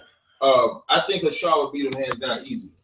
I think it'd be light. I think it'd be light work. All right. They big in y'all minds, but he'd be light work. All right, Seti versus Hashar. Come on, man. He said, come on, man. Yeah, all right, man. So there you have it. It's unanimous. I mean, it's not unanimous, but we win this. No. Oh, That's 3-2. That's right. So hold on. Don't start trying to add. Don't start trying to add. Now you know they biased. Hold up. Yes, I don't know.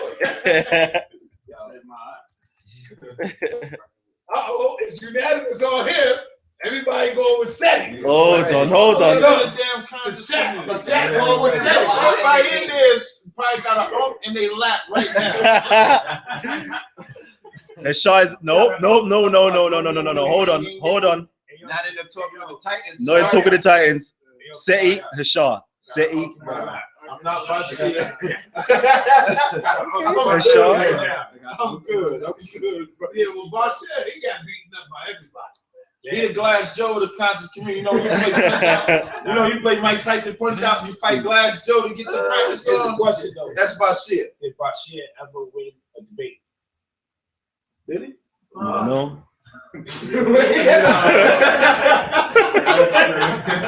No. I can't think of one. He lost against Gabar. Right? No, you know what? Shaka. Shaka. No, he beat Gabar. No. I don't know. He came out swinging. Well, you can be Shaka by default because Shaka showed up late. No, he still didn't beat Shaka. Shaka showed up late. Shaka showed up late. He didn't have no presentation. Can y'all imagine if I did a debate against any of y'all and I showed up with a book in my hand and talked? So why y'all giving y'all bias, man? He lost by default. You can't show up late. That means he was scared. And then he had no presentation, and he had a book in his hand. So this is a book of make my shit look worse. Right.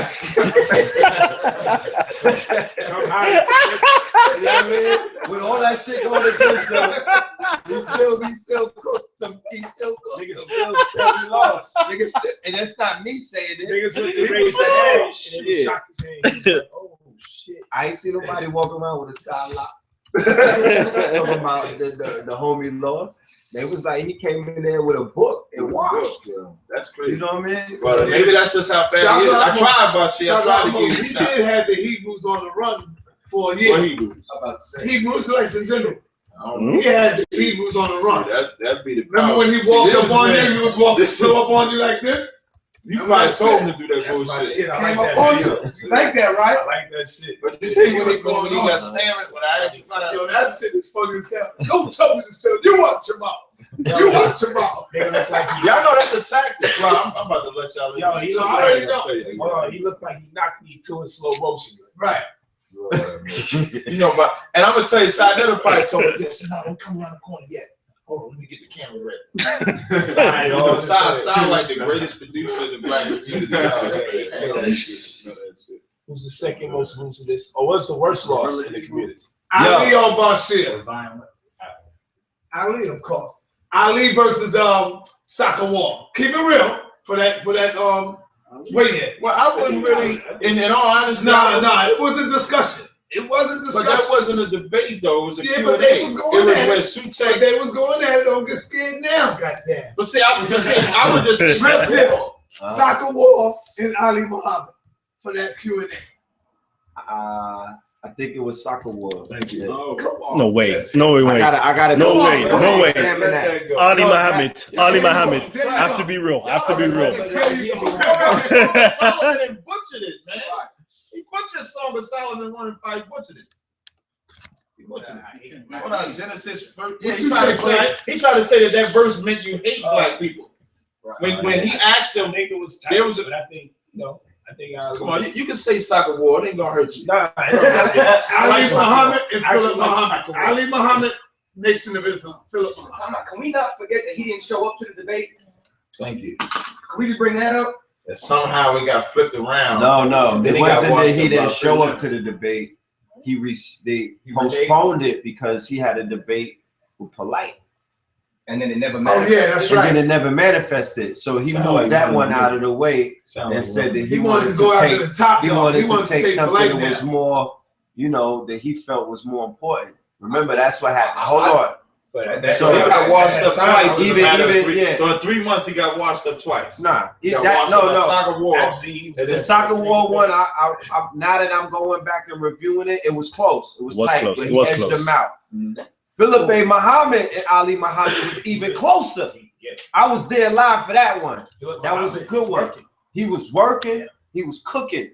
And Ali's his final round when he wrapped it all up. That's when he did a good job of putting all of that shit together. Polight, edged out. That's right. Polight. No, Polight and Malik Zulu Shabazz. That was the only Polight debate I never saw. You gotta see it. Yeah, did you see that? The only one I never saw. Polight and Malik Zulu Shabazz. He cursed me out in the back room. I know he did. He went in the back room and said, "Yo, you a fucking devil." Yo, Tazaryach with cold eyes. You know me, I'm rolling with Black Power, so I'm with Malik Zulu, Right. and we going in. So I'm looking at Polight, man. I was mad as a motherfucker. Polight put my man in the fucking night and all this. That's quiet. Yeah, man. Yo, Gorilla Hebrew or Nazi? I would go Gorilla Hebrew. I ain't gonna lie. What? I don't know. I would go Gorilla Hebrew. Gorilla Hebrew get busy. So. No, I'm going Gorilla Get Hebrew. busy. No, but Nazi. He too. And I'm not familiar with Nazi all the love Gorilla everybody. Hebrew. Nah. Yo, Nazi go Tazaryach's door knocker versus my art. I'm going with the arm. I'm going with the arm all day. It look like a time portal. Look at that shit. That shit Heavy too. like you could knock it 3 times and go back to the fucking Israel and say I could walk through that shit. Wait, I know it could. I almost broke my arm earlier when I you know why this was made for me? Huh? You know why this was made for me? Because I beat all y'all niggas. Yo, that's a Planet Fitness membership right there. That shit is that's a Planet Fitness membership. This whole shit is like that. Polight and Sarah Susan. Come on, keep it real, Bill. My guy, this is my guy right here. Keep it real. This is what it is. It wasn't a 3-0. It wasn't a 3-0 like He won, man. Said he won, man. Polight won the first round. Let it go. The second round was contentious because of the fuckery that took place with all of the jump off. And then when Seti got back on, he handled the topic. Remember the build up. He did not handle the topic until the third. So you call it and a draw? then in the third he washed. So Seti, no, in the third Seti proved that the white man was the devil. That's all I'm saying. He proved, and that was the contention. So he won because he proved this. Kalam, what's up? Kalam. No. Steady win. Polight won that one. Yeah. Polight won that one. Chilling all Polight won that one. They've been chilling all day too. No. Polight won that one. No way. No way. I actually had to watch it because at the time, if anybody know in the beginning, I think UN said it was supposed to be all three of us in initially. So I had to watch all of it. So I would say SETI edged him out. What about you, Tazaryach? I'm gonna go SETI, man. Huh? And I'm serious, man. Listen, you know what I'm saying? I'm not biased with it, and I'm gonna tell you one main reason why. Because this was a debate where you were charging the white man with crimes. You get what I'm saying? And you can never. This is one thing you said. You said black people are their own enemies. Yeah. I said we become our worst. But this is the issue. There's a time to charge us, but it's never when you're charging our oppressor. You know what I'm saying? I hear what you said. You know what I'm saying? You can't put it on us, you know what I'm saying, for the same reason that they oppress us and then make us believe it's our fault that we're being oppressed. You know what I'm saying? So if we're gonna hammer them, then we gotta hammer them. You know what I'm saying? Huh? Yeah. I just call out. Okay, so for me, both of y'all, my brothers, you know that I love both of y'all. I would have to give that a draw. And the reason, Polight came out with the first round. The second round got a little washed up, like Red Pill said, with all the other stuff. And then SETI came back strong on the third round. So it's 1-1. I would give that one. A draw. That's cool. Yeah. Might have to go in the ring to make sure this draw shit stops. And even. Oh, Dr. Sabi. Even when it was hold on. I would give that a draw as well. That would be a tie because they both know the same stuff. Nah, they don't do this shit. I'm not even commenting on it. That's evil. Layla Africa or Dr. Sabi? Woo! Dr. Sabi. Come on, Layla Africa or Abundance Child. What? Yo, come on, man. Layla Africa, of course. No. I mean, I'm talking about Zaza, not like Zaza. About what? Health? No, it said Zaza versus Abundance. No. Oh, Zaza versus Abundance? Yeah. I'm going with Zaza Ali. Yeah. Zaza is like man. I gotta go with Zaza Ali. When she turned up, when Abundance turned up, no, Abundance is she go with it. Abundance is talking about the topic. It depends on the topic. If it's politics, Zaza Ali. It depends on the topic. I'm going with Zaza Ali. If you can see Phil Valentine versus General Yahada. Oh, Phil Valentine. Hands down. Phil Valentine 10-1. 10-9. First round knockout. First round knockout. That's a knockout. First round knockout. I like that. No, listen to me. I like that. All jokes aside, no bias. No biasness, no nothing. General Yahada is damn sure out of his damn league. Come on, man. I'm going up against Phil Valentine. Hell no. Hear what I say. Hell no. Only thing I say, man, we always out of our league to get that mic. You know what? That's why I say. Like Mike Tyson say, everybody got plans till they get hit. You know what? When General hits you, we gotta see the General actually go to right. We gotta see him get in the ring. Right now, I mean, he keep running. Every time he sets somebody up, he's running. We running.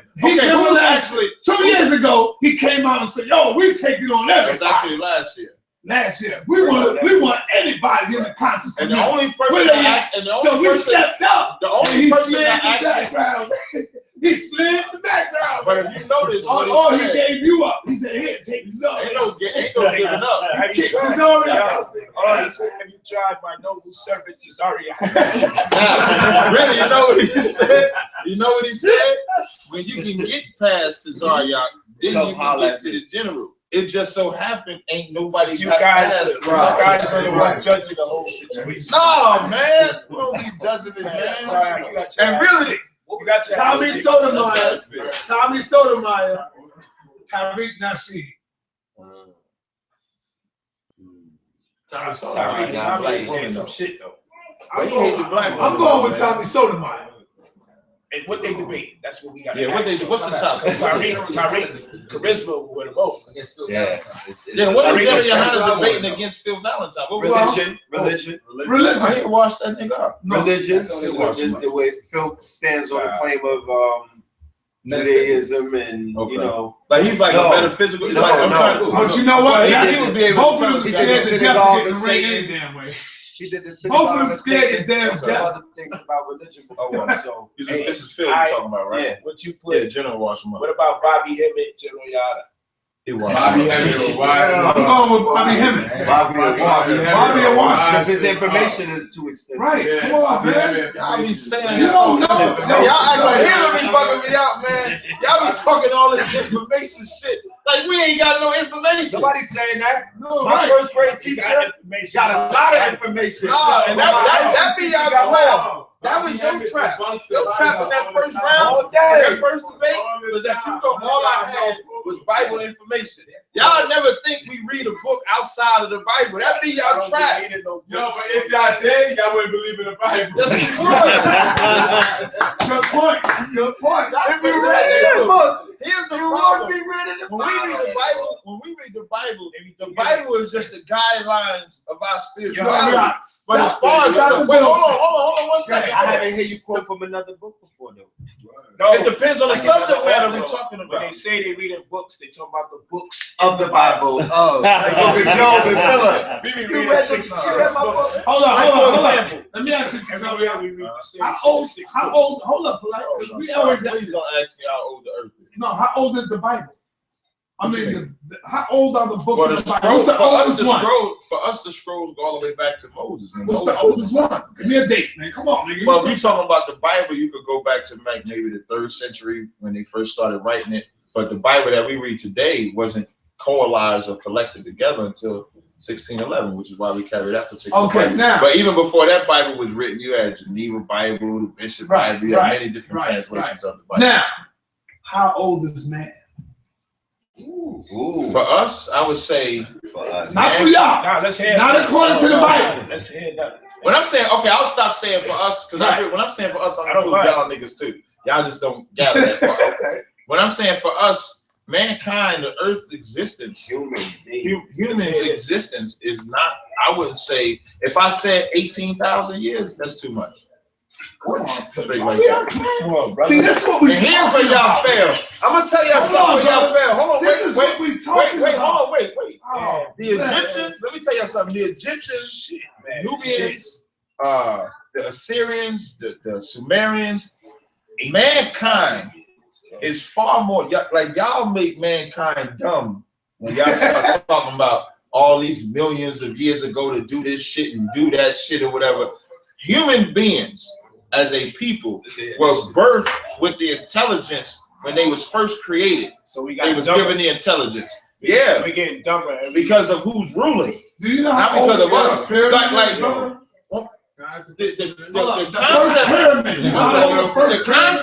concept to build them ziggurats that the Sumerians built, or the pyramids, or all of the structures and stuff that you see, or technology that they have, human beings were far more intelligent. It didn't take millions of years to develop that. It took hundreds of years to develop mountains. What about mountains?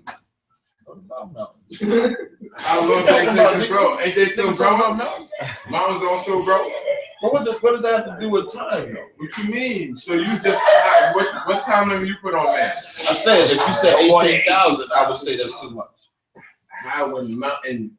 So what would you say? Now see here what would you say? Here's where we how big these mountains are. How long you think they can? I would say that they can be formed at any time, but it's still no more than the timeline that I gave. And then here when we get into here, no, I didn't say 6,000. Okay. See, 6,000 is just what we say encompass creation. Okay. And even that's the process of time. I'm not trying to be accurate with that. All right. So now, here's what, when it comes to the mountains and all of that stuff, here's where we'll get into science. And then even when you go into science, you can't trust that data. If you go, I'll give you an example. Yo, they took a rock. You're being taped. So it's 8 cameras. You're saying crazy shit, man. Yo, Tazaryach was my man until 12:48 a.m. today. Wait, hold on a second. When you start talking about the mountains and rocks and lavas and all that stuff, you can't date that. I'm being generous by giving you niggas. But you can't date that. You can't date rocks and lava. But you can't date that. I'm telling you, that's how intelligent. That's how intelligent y'all Egyptians. That's how intelligent the Sumerians. That's how intelligent us Israelites. That's how intelligent we was. When you say that we were born intelligent? Are you saying we already knew how to read and write? No. I'm just trying to find. But the ability to create our intuition, or the ability to make things, even with the way we wrote and language and stuff, which we even use that today. If y'all notice, even when we communicate, we don't communicate like the ignorant ass white man where we need all the words. We communicate in short form. We even create emojis and different slangs or terminology. But you can stop the bullshit, man. Oh, we all looking at each other. If this was a battle, we don't talk like that. Like when we wrote, like I said, when we break the eye, we would just draw the eye. When we make a door, we just draw and shit like that. So we don't talk or communicate like they communicate today. It's just not the same thing. So we don't do that. But I don't understand. Why didn't they give a timeline? If the Bible has the creation story, if you notice, even on the Pharaoh walls, even on your walls, there's no time on there. You know who gave that shit time? Yes, the Mayans had a time. No. Hold on, wait. Here's what I'm saying. Here's what I'm saying. On the Pharaoh's walls and them tombs, there's no timeline on there. You know who gave them time? You know who gave them time? The white man gave it time. He did give it time. That's why if you go into timelines on Egypt, you'll have about 4 or 5 different timelines on there. You got Petrie's timeline, you got the King's timeline, you got Manito timeline, and everybody will discredit one and prefer the other depending on what they're trying to prove. But when the pharaohs or when all that, when they was writing on there, they ain't say in 1160 BC this happened. BC is to say before Christ. AD is to say after death. So even to use time is to still utilize a Christian or a biblical chronology. Even in that sense, we didn't deal with time like that. It was only when the white man came, he wanted times and dates and all that bullshit. And you know why you're trying to measure the time? Stop it, brother. Yo, you know why you stop it? Y'all can't prove me wrong. You know why you're confused? Though? This is why you're confused. It's like this. Everything's bundled in one. I didn't see your debate. You was just saying we use emojis to communicate. Emoji was like the best word to say, but I really wanted to say like how we even talk with slang. Like if I say, you know what I mean, we don't say that. We just say, "Nah, I mean." Like we just, like we say, "Nah, I mean" means you know what I mean. That's like 5 or 6 words condensed down to 2. So yeah, I didn't see his debate. I was just saying this, right? This is why I don't believe in the Bible. My brother was an Israelite and all. I think Israelite had the old. Huh? I don't know if he's an Israelite. No, I mean, where is he at? Like, he was working for IBM Chase, and then now he worked for the NFL. Okay. But yeah. So basically, this I don't understand: is God perfect? Absolutely. So is a person that's perfect? Does he make mistakes? No. So why did he make mistake on man 3 times? Why did he have to kill man 3 times? Hold on, that. And why is man imperfect themselves? Why is science one arm is longer than the other? That means why is man one arm is longer than the other? One leg. You feel me? Why does deform? And then why would he make homosexuals on the planet? That too. How did he make homosexuals? Does he know? Did he make murder? Does he know the future? And does he know the future? So he made you get that camera? All right, no. Does God know the media? You taking it too far, brother. Let me answer my question real quick. Wait. What the hell can I ask you a question? Does God know the future? Does he know what's gonna happen? Good question. So why did he create man to feel that thing? He should have thought that. All right. So why did he do it? So he should have knew Eve was gonna eat the apple. If he loved us so much, why would he send us to go eat the apple? It doesn't make sense. All right, but she ate from the tree of knowledge. The tree of knowledge. Whatever it was, bro. It don't matter if it's an apple or not, bro. The tree of knowledge. The whole thing is that God is perfect. He would not have to end the world 3 times or destroy man 3 times and still mess up all the time. Keep messing up. How's he perfect? Hey, why did he mess up? Why did he destroy the world? Bro, he's supposed. No, I'm asking you. That's what I'm saying. I can't. That what that leaves me if I say that, all right, if God, how can I answer that if I'm just saying I don't even believe in that doctrine because of these things? Because if you tell me he's perfect, but you're asking, so let me. All right, he wants us to be perfect, but he's making mistakes. How's he making a mistake? Because one second. He regrets that he made man. If he regrets you did something, that was a mistake. No, it repented him. He wanted to kill them because when he created us, hold on, one second. When he created us, he gave us instructions. We chose. God didn't tell us to break those rules. You chose to break them rules. It's just like if you got kids. You got kids. You give your kids rules. I give them the rules that of course I'm talking about your rules. No, one second. But I don't give them rules. Wait, hold on one second. To Let's take it step by step. Dictate their life. 1 second. You are giving them rules to dictate their life. No, I give them rules to protect and guide them from what I know is what I know can harm them. That's to dictate their life. And so at the end of the day, they had their own mind. My brother, he was a kid too. Hear what I'm saying? You disrespected your mother too. Okay, you know I have everybody did it, bro. You gotta be able to talk part of nature. nature. So we can go back to that. No sweat. So now you have kids. You give them rules, right? If they break them, is it your fault?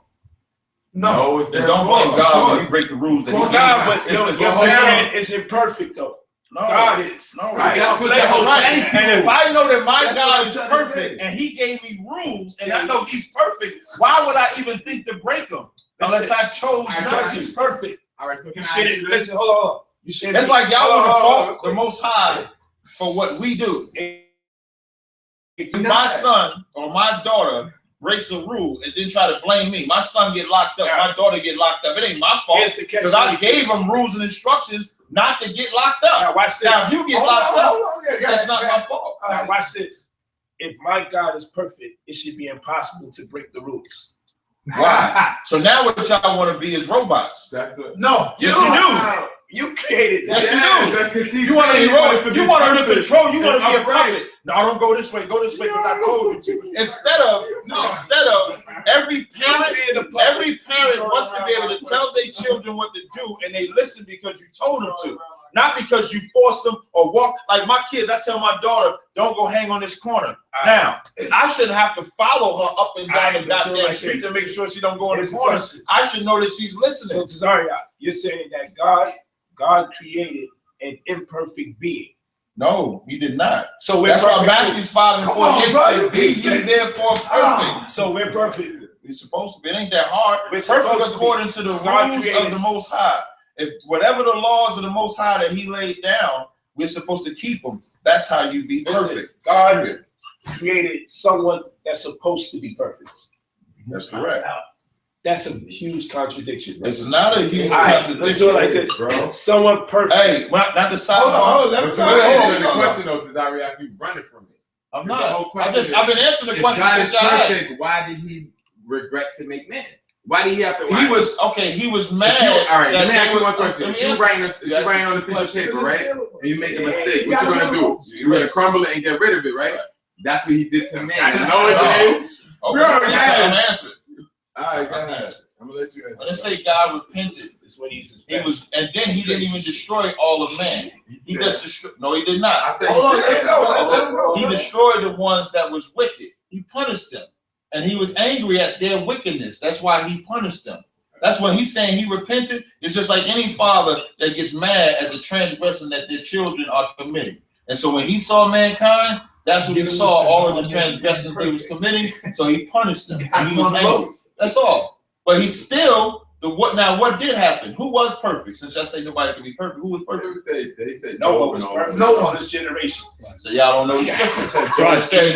No, I'm not even talking about them. I'm sticking with the story. Noah was counted perfect. Okay. And that's why him and his house. No, I thought you said Joe. I said Noah was perfect in all his generations. Thank you. So now Noah and his kids, the ones that wasn't perfect, it didn't repent him that he created them, and he made them the same way he made everybody else, with the ability to accept instructions. The only difference is everybody else chose to break the rules. Noah and them chose not to. And he was right to destroy. Do you believe Noah was perfect? Hell, I don't believe Noah exists. Okay, no sweat. Now before we go, somebody text a question. When we was talking about before, this is off the subject, but I did answer your question. You can't say I didn't answer. Okay. Smack or Sinetta?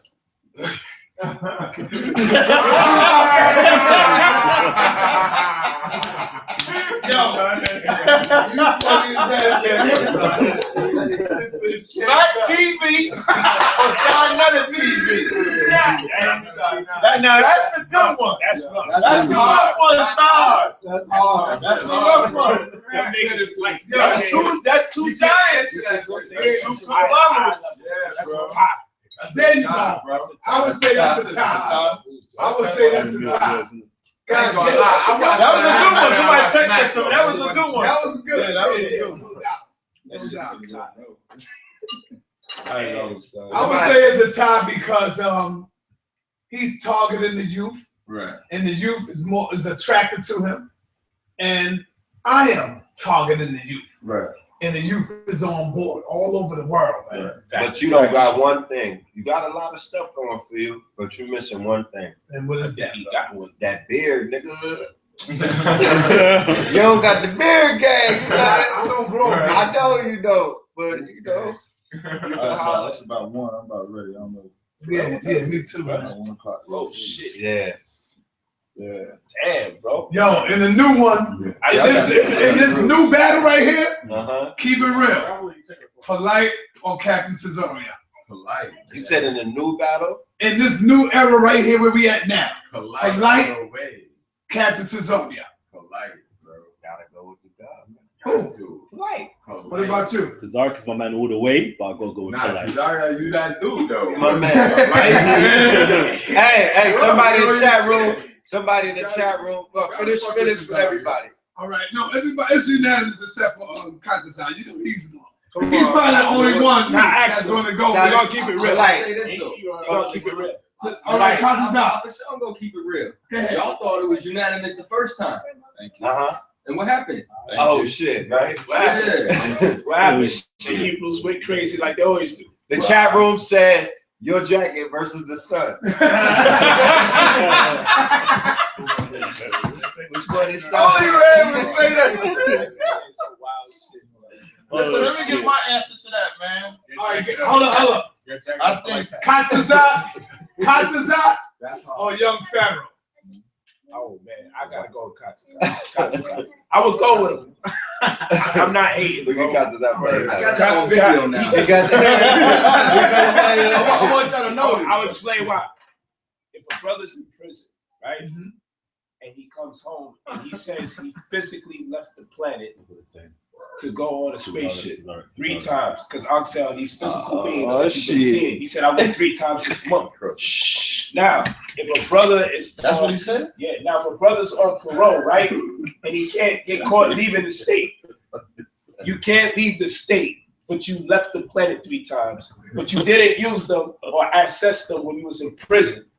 It took for you to get out the prison Y'all need system. to get a hold of that nigga. Yeah. So what I'm saying is, if it takes for you to get out the prison system, young man and save him. if it takes for you to get out the prison What the system, brother is saying, and I'm surprised at y'all. What he's saying is, I left the planet many times. I'm saying that on video. Oh, shit. I left the planet as well.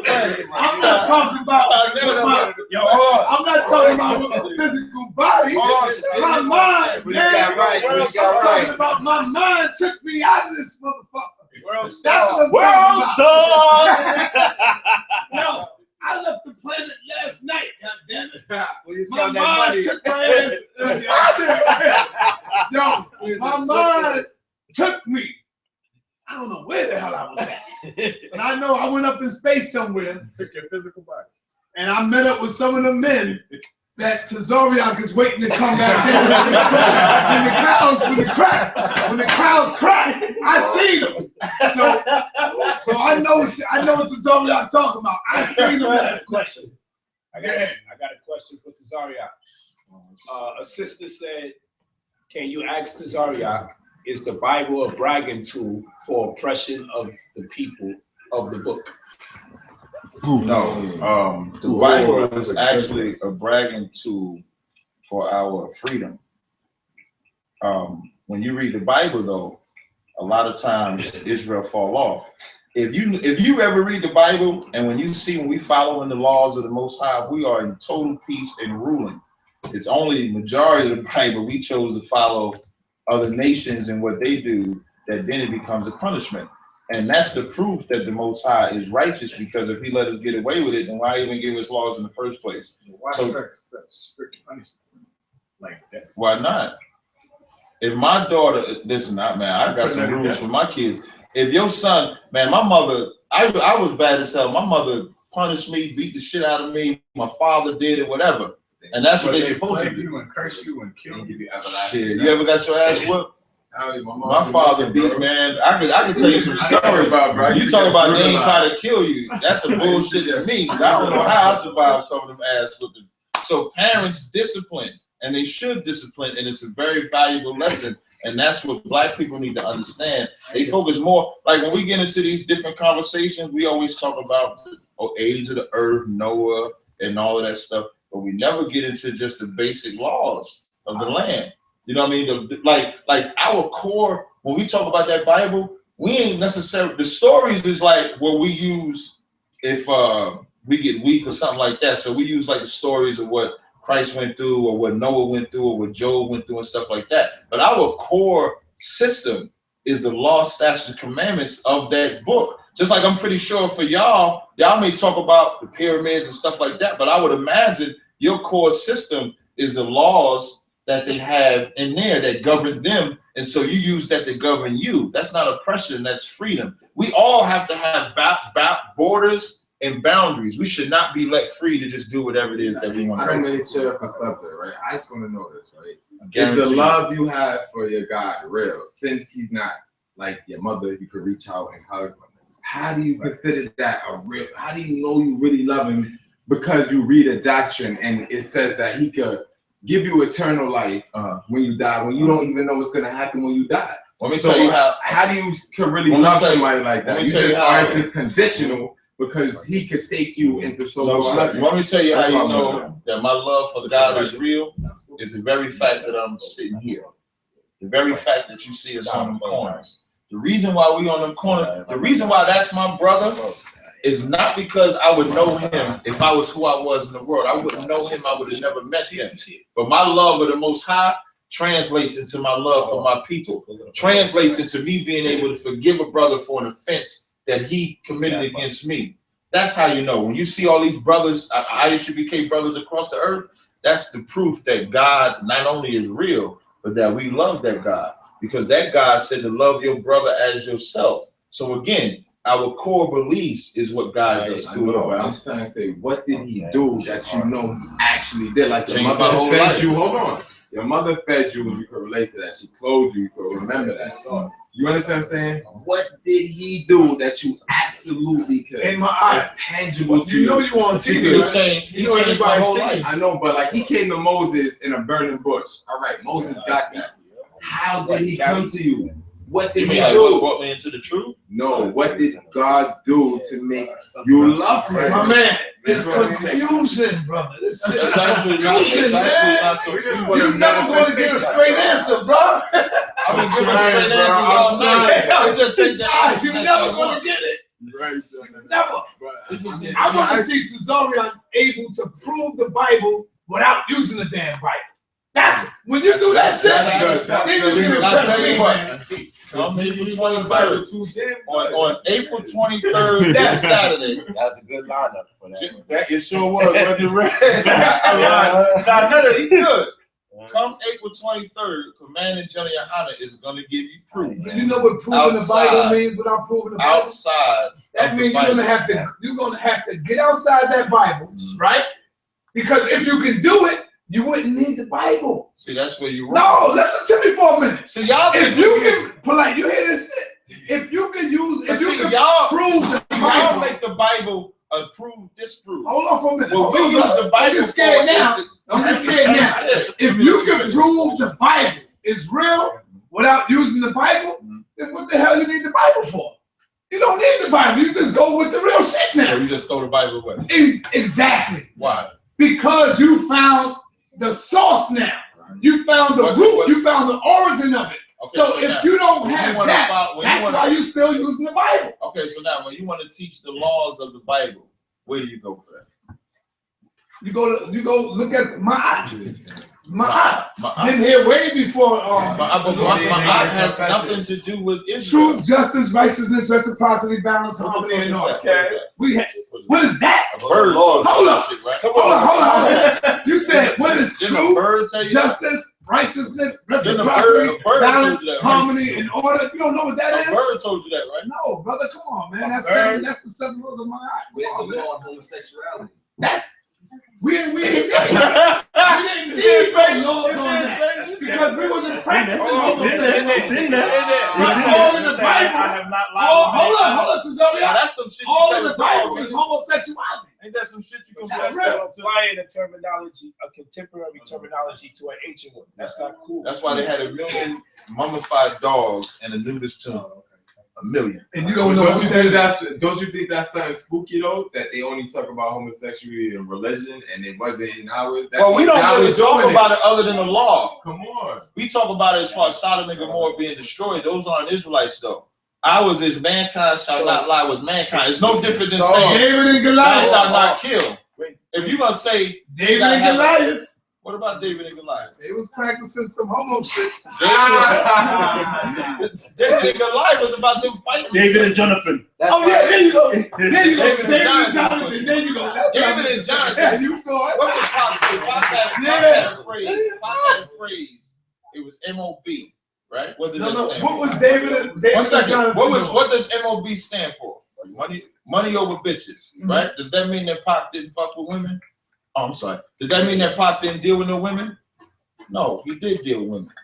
Brothers today, but they say that they down with their brothers, even though they got women. But they more so down with their brothers, like that brother's that one that you ride with. All David and Jonathan was down brothers that rode together. Only faggots believe that it was a homosexual relationship. When they say that my love surpassed the love of a woman, it ain't even talking about sex. Only a homosexual would think that it's talking about sex. This is what gets me. Let me add. Jesus took that man in the room and was naked and then come out to the next day. Tell me about that, bro. Tell me about that, bro. Hold on, don't take them nowhere else, yo. Those were some. That's what Sodom and Gomorrah. That wasn't Israelites. Yo, Tazaryach, how? Come on, let me ask you, Polight. How come when you read a Bible verse, and it says something, you're looking right at it, and then they say, well, you know what? That's not what it's talking about. Brothers say that every day. What it's talking about is this here. So now they put their own spin on it. It's not you read the damn thing. Black men say that. Polight, hold up. You reading it. Do not cross the street on the red light. Well, you know what it's talking about is, it's talking about that red means, my brother. Yeah, come on, you gotta understand what he's talking about on the red light. This is what he means. Now God was talking to him now.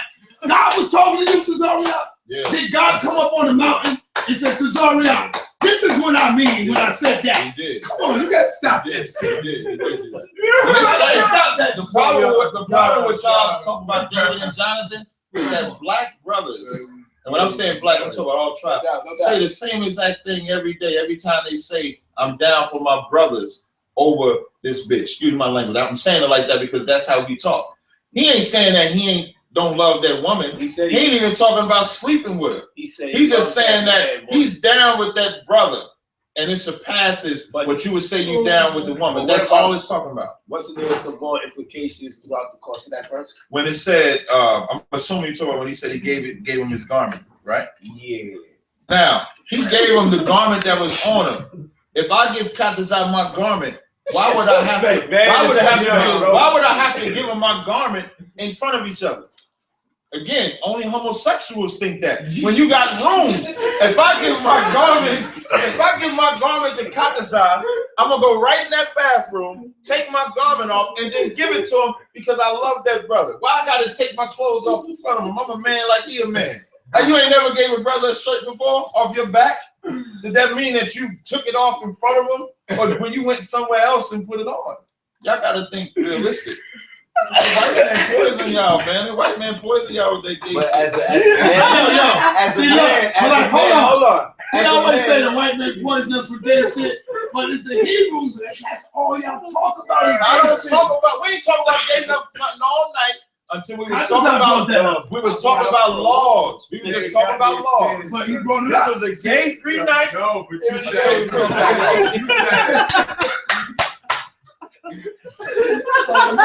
Kudos for the gay-free night. We almost made it through. And if I'm not mistaken, the light and red was saying pause and no homo all night off of what they were saying.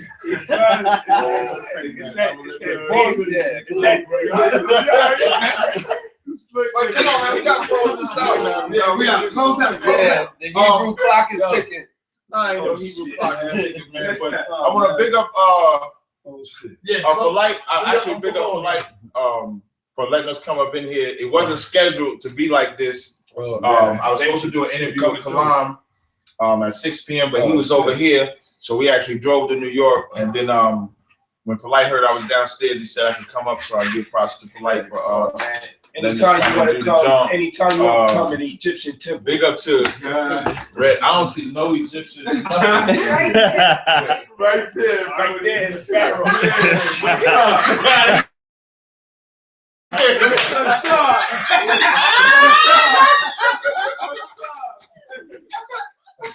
No, big up to Kalam. You know, he came all the way from the UK. Yo, let him close out, y'all. Big up to Kalam. He came all the way from the UK. To support, Polight for the debate that they had. I appreciate for letting me have an interview.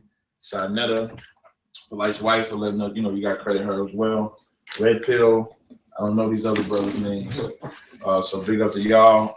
April 23rd, like I said, Commander Jenny Hanna will be bringing out the proof of the Israelites in Egypt. It's also the day we celebrate the Passover. Any Black, Hispanic, and Native Indian, y'all can come out there. My man, Officer Farasha, out in the UK. Bear with me a second. He'll be doing a lecture April 9th. I'll get y'all the name of the spot. Kalam L's gonna do an interview with him out there. Give me one second. I just want to get that information real fast. If y'all could bear with me a second. So what's the problem? That debate will be April 9th. Well, it's a lecture rather. April 9th at the Golden Touch Lounge in Birmingham, United Kingdom. That'll be April 9th. Y'all know we'll be having our cookout again. If anybody wants to come, it'll be in July. I'll let y'all know when it is, and that's pretty much all I got. I'm Captain Tazaryach, Rabbi BK again. I thank all y'all for inviting me to. We actually clowned a little bit. You know what I mean? We talked about hip hop and shit, laughter. Yeah, and, you know what I mean. At the end of a victory, we supposed to be laughing, right? That's true. So it's all good. Yo, so close out. Did you say what you was gonna say? Yeah, I'm good. Exactly. About your joint? Yeah, I'm good. All right, so yeah, we out. I was gonna ask you to drop me off, man, but I've been beating you up all night, so you might drop you off. I might not drop. Yeah, I'm taking Kalam Hill back on you too. Oh, okay. Yo, Hebrews allowed to drive cars. Good question. Oh, y'all don't believe in science. Y'all don't believe in science, so y'all can drop cars. You said we don't believe in science. This why I can't leave. Who said we don't believe in science, man? Y'all retarded. It's just not. We don't worship science. We don't worship science, man. Worship science. Who said we worship science? Y'all making it seem like we. Y'all saying like, but y'all bringing science to us as if we worship. No, but y'all bringing science to us like we worship science, like we can't drive a car. Isn't there a verse in your Bible where it says that science of this world is foolishness? The wisdom of this world. Oh yeah, but it says something about science too. It said avoid science as a religion. Scientology. Like Scientology.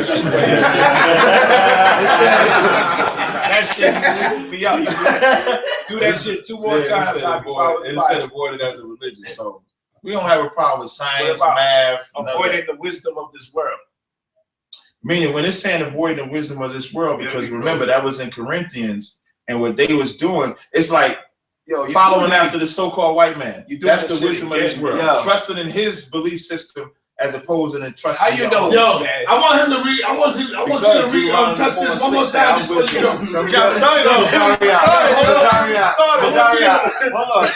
What verse says the boy going to the museum though? No find out that we older than 18,000 years. No verse say that. No verse say that. Okay, please don't give me the white man numbers. Just don't give me not at all. Watch this. Not at all. I say, yo, what about avoiding the wisdom of this world? So I said, how you know that's true? Go to Deuteronomy 4:6. Come on, man. Now I'm gonna tell you something. I said this. You wasn't out here when I said this. You talking about that shit, right? But your breakdown of Holy, you got that from me in the Philly debate. We was in Black and Nobel. Go watch the tape. I broke it down for you. You thank me. Your emoji breakdown you got for me. I didn't see the debate. Yo, hold on. I didn't see the debate though. Yo, watch this. He said, oh yeah, I not seen it. How we used to do things, you know, we ain't fuck this white man. The shortcuts and like emojis, you know, and like because it popped up. You know why? We look at the Lord did that. The Lord gave you that right there. That's the Lord working in tandem. So I ain't saying let me revisit this before you go, because there's new people now that want to see this crazy shit. You said, Tazaryach, when we first walked up on you, the day we first walked up, I remember that like it was yesterday. You looked us in the eyes, yes. Okay. You looked us in the eyes, and you told us that the white man is closer to you than the black man. I didn't say the black man. Then the African. The African is a black man. The African is not a black man. He's an African. What the fuck is going on? Come on, Tazaryach. He said it with a straight face. You said that the white man is more your brother. More closer also to said he's not our brother. Hold on, let me finish. You don't want me to get it out. You said that the white man is more closer to you than the African, right? That means you will lay down and have sex with a white woman before an African woman. Is this true? Whoa. You done? Yes, go ahead. Okay, now first of all, when I said we was closer, I was just talking about our origins because Africans predate us, meaning they're older than us. Who's That's why I us? said Israelites. How? What the hell? Hold up. If the Africans is older than you, then that means why the hell do they need the Bible? That means they've been living way no before Bible the to Bible. no damn African. Come on, Tazaryach. I'm gonna educate y'all because y'all, I don't know why y'all acting like this. Who do we call Africans today, biblically? What is their name? You know, the tribe, we call them Hamites. We call them Hamites, right? They made up So the Hamites exist before Israelites exist. The Egyptians, you mean? No, Hamites encompass Egyptians, Ethiopians, Canaanites, and Libyans. So hold on. So if the Africans was here first, if the Africans was here, I'm gonna let you answer. Okay, stop. You putting your foot in your mouth. If the Africans was here first, right, and they existed before you, then you are embarking on their goddamn land. How am I doing that? Because they was here before you. You said that. What land am I embarking on that's there? Come on, crazy. Stop. The Africans, the Hamites. You said they were here first, right? Yeah. Along with Shem, Ham, and Japheth. Those are the progenitors after Noah came out of the boat. So that's what I'm talking about when I say that the Africans predate us. The Israelites. That white man. I could have been talking about it to get all emotional. So now, when it comes to it, the white man, we share the same mother and father, but as I always teach in the scriptures, to say the two shall be separated from the womb, two nations, so they'll be separated. As far as sleeping with a white woman, I would never sleep with a white woman. African? No, I'm not sleeping with an African woman. No, we're not permitted to sleep with no So you mean to tell me if you see the sister with a slim ass waist and a badunky and this beautiful dark skin with door knockers, but on her ears, not on her chest, the matching door knockers. Right, got the line and everything. Got the line and everything. Nah, she not my people. So you've never been tempted to want to copulate with an African woman? Well, let me put it to you like this.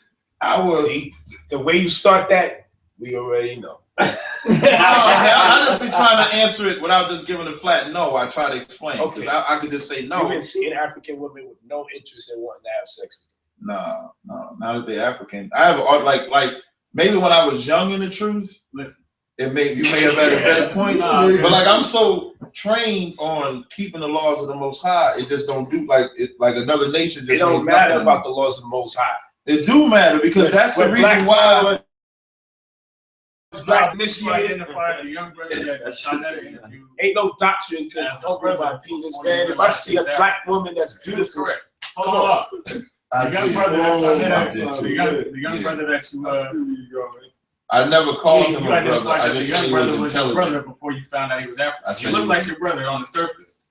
So if you find a beautiful sister, Yeah, you don't know she's African. that shit was She a gonna red try to flag. trick me. You copulate. What you gonna do? But see, Later with that, okay, now see with that. Now the baby's a Hebrew. Now here's the difference. Since you're the father. Well, If you was to see my son, if you was to answer see that my question, son girlfriend, if you I was to didn't see know- my son girlfriend, like if she would just Yeah, say you that, didn't know you until afterwards. if you was to see know? my That's son's why girlfriend, bro. when you meet a woman, when I meet a woman today, you know, I go into who they are, who their father is and stuff like that. I ask them questions so that I don't make that mistake. So what if you come in on what if her father is from Africa, part of the Igbo tribe? That's Hebrew Israelite. Yo, hold on. Cross that bridge when I get to it. What you gonna do? Hold on. What you gonna do after you make a baby? After you make a baby with a woman and find out later that, oh shit, I just had sex with that beautiful African woman. Oh, she's not beautiful, she's African.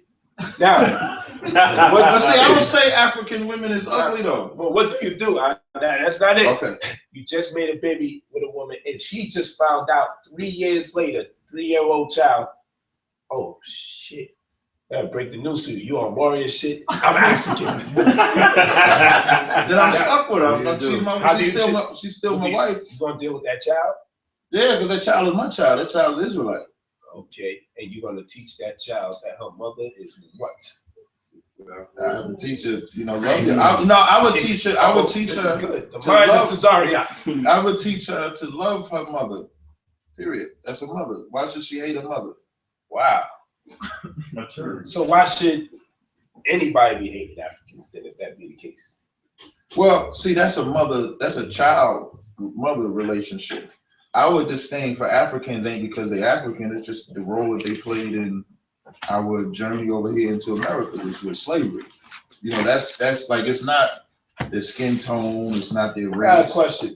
Any race that played if the Africans were born before you guys, wouldn't y'all be the offspring that should you honor your parents then? No, we wouldn't be the parents. No, because they'd be your parents. I'm sorry, we wouldn't be the offspring of them. Because from a biblical standpoint, when the flood happened, and then you had Noah, Shem, and Japheth, when you read Genesis, the 10th or 11th chapter, when you get to the last verse, it says, these are the nations that the Lord divided the earth, meaning he separated us. So once he separated Ham and Shem, which we come from Shem, we don't come from Ham. Or you might have a better argument. We come from Shem's bloodline. Because Shem had Eber, goes all the way down to Abraham, and then of course Abraham had Isaac, and Isaac had Jacob. So that's the line that we come from. Ham is so the oldest. Ham is the youngest. Ham is the African? Yeah. What's the African older than y'all? Yeah, older than, I'm talking about the Ham, Shem, out of Ham, Shem, and Japheth. Ham is the youngest out of those three sons, is what I'm saying. But the African is older. The Hamites are older than Israelites. That's correct. So I'm a little confused. Hamites are older than the white man too. Hamites are older than the Arabs because the they oldest people. No, not the oldest because So I believe Shem. I believe the Shemites are older. Now, are you going to use the Bible to qualify the Shemites are older than the Hamites? Yeah, because that's the order. I may have the Shem. Can you use any other resource to show us that the Africans that you say are older are younger than the Shemites, or can we only can find that in the Bible? Well, I would probably have to research it. I wouldn't want to answer that question. So as it stands right now, it's only in the Bible. As it stands right now, I wouldn't want to answer it unintelligently. We have crossed the line. This shit is first time I heard him say that shit. Y'all, you know what? Y'all gotta cross the line when it comes to fucking start making the cross, brother. Why y'all read y'all stuff and y'all accept y'all stuff? No, because we don't give y'all. Y'all notice shit, y'all notice this whole night. We challenge. Wait, one second. Y'all notice this whole night? It's always what it always is. We're fascinated with the way y'all think, man. That's it. Okay, at least you admit. I admit. Y'all fascinated. It's always fascinating. That's why why you ask some questions, because I've never heard people talk like y'all. The planet is only special. That's 18,000 years old. Deuteronomy 7:6. You said you brought it out. That's why we special. The planet is only 18,000 years old. With me, I always ask because I can't believe that somebody really thinks like this, brother. Yo, Grown ass Listen, men. I won like this. The last Grown men. And I love my brother Tazaryach. The last $1 million question. Yes. Is this 2 million motherfuckers coming out the sky? What is that in the Bible? 200 million. Revelations 9. Do you no, Tazaryach? You seriously believe that? No, come on, Tazaryach. Can I say something? Yes, sir. Didn't you have a lecture that aliens built the pyramid? Yeah, but I was talking about us, and it was a semantic. See, that's all it was. I just want to get to understand. No problem. Prospect said you foul for not inviting him up here. I ain't know he said, dude, I don't get Prophet number. Prospect number. I've been trying to call him. Yo, Prospect, call me, man. You're talking to a text, bro. See,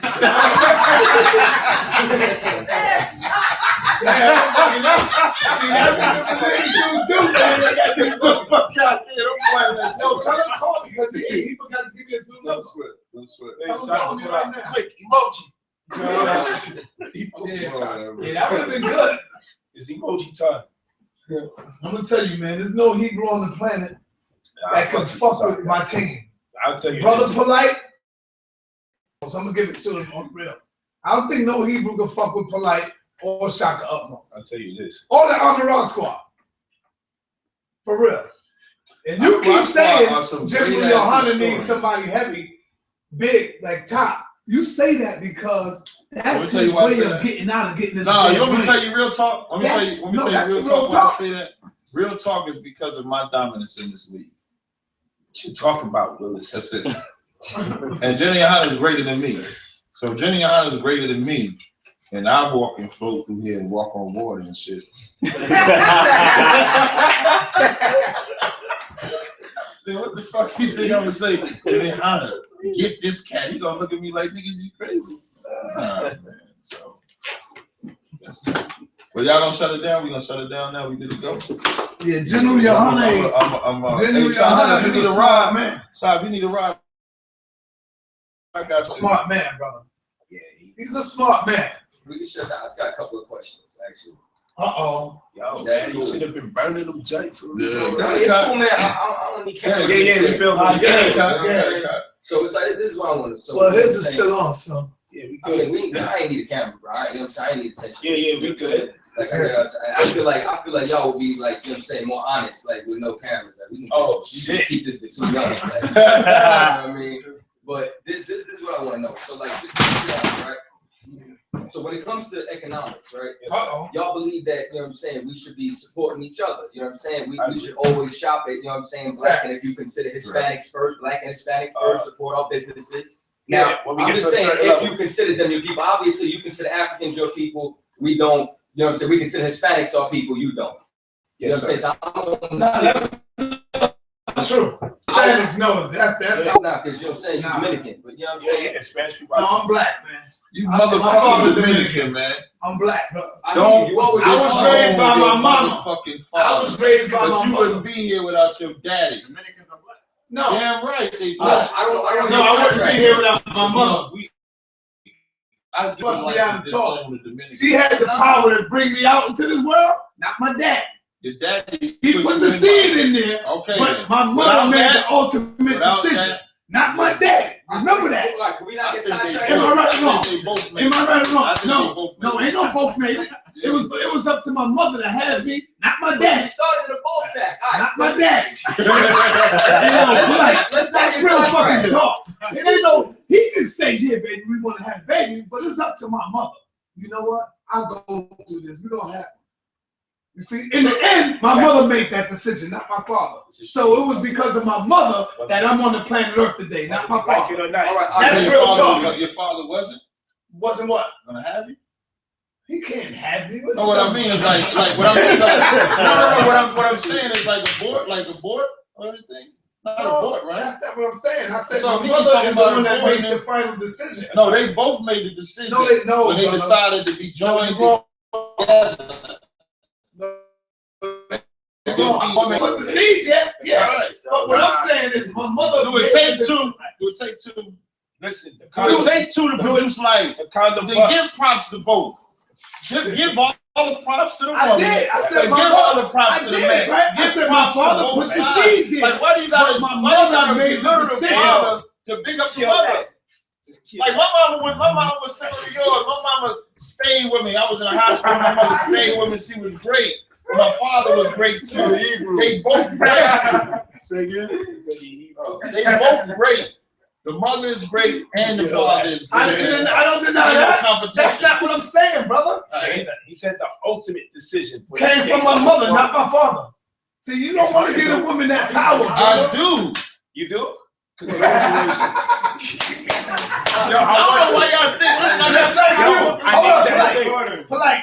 Just like you. It wasn't your father's ultimate decision. It was your mother. All of us. It was our mother's decision to have us here, not the father. He planted the seed. He gave you. He gave her the option. Like, here, I'm gonna give you the option. Talk to him. Talk to him, Rich. It rests on the mother. That's right. It rests on the mother to carry. I don't want to make it seem like I'm taking away from her greatness. Right. It is No, great. ultimately, she's not the one that makes the only choice. Right. And who's getting? Hold on. Let me get you on this. The father. Let me get you on this. Have you ever had a woman that was pregnant by you and she got an abortion? Yes or no? Oh, wait. Yeah, come on, because I know I did. I didn't know though. I didn't know she was pregnant. No, I knew when I was growing up.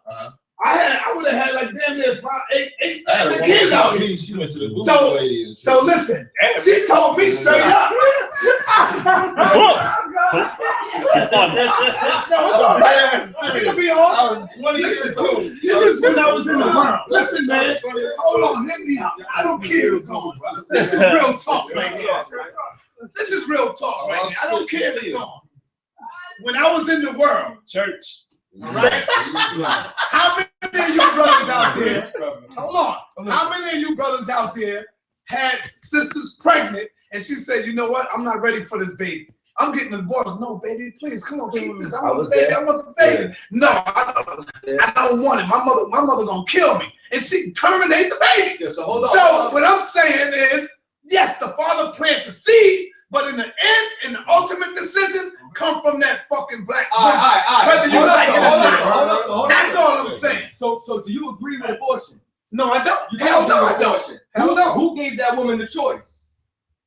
So if this hold on. That's besides the point. Listen, hold on. I had crickets, I played the crickets. If we don't agree with this, right? If we don't agree with it, right? If we don't agree, and as it's so become, that means that should be society. Right. So would that even be an option then?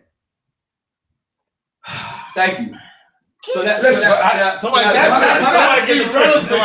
the reality. That is reality. Right. Okay. That's not the reality. But now, isn't the whole goal to build a society where that would be the reality? But what I'm telling you, right? Okay. So now, hold on. Now, let me get back to my main point before we got into society's identity crisis. This is what I want to get to. All right.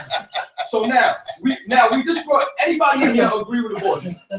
Helping you out good. Helping you out. Now one person in here. Nice, man. Yo, we here? Hey, no, we good. Agrees with abortion, right? Nobody. Now, this is what else I want to know. So now, does anybody in here? Now, we also agreed with. We're talking about now. Hold on. We also agreed with supporting businesses, right? No, but I'm hold on. I do agree with abortion. So now you do. Yes. You see, this is the problem. Double-minded man is unstable in all his ways. Hold on. I never don't. He's doing it. He's doing it. Let me tell you what. After the cameras go off, let me tell you why I agree with abortion. See, I went over there and I thought about it, and I said, "Damn, if a fucking white man rapes your baby or rape your daughter, you're gonna say, no, I don't agree with abortion, have that baby." No, on some circumstances, you gotta say, terminate that motherfucker. And I'm gonna say, terminate that shit. Sounds like a concept. That's what I'm talking about. So you gotta use your head. It's a concept. We don't agree with the baby, huh? How many babies born through rape? A lot of them. You forgot about slavery? It's not enough. You wouldn't have been the Hebrew if you wouldn't have been in the process of rape. You running. Look at you. GMS.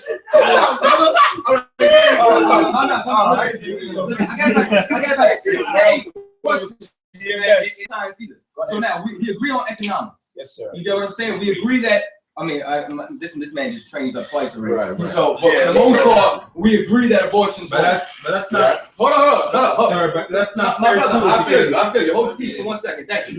So now, in business, do we also agree that we should be dealing right with each other? We shouldn't be scheming each other. We shouldn't be extorting each other, right? So now, we also believe that we shouldn't be murdering each other. The black on black crime rate should be down. We also agree that we shouldn't be selling drugs to each other. Is this correct? Yeah. So we shouldn't be selling crack, shouldn't be selling heroin. Now, do we also No, I disagree. Hold on. I disagree on drugs and drugs.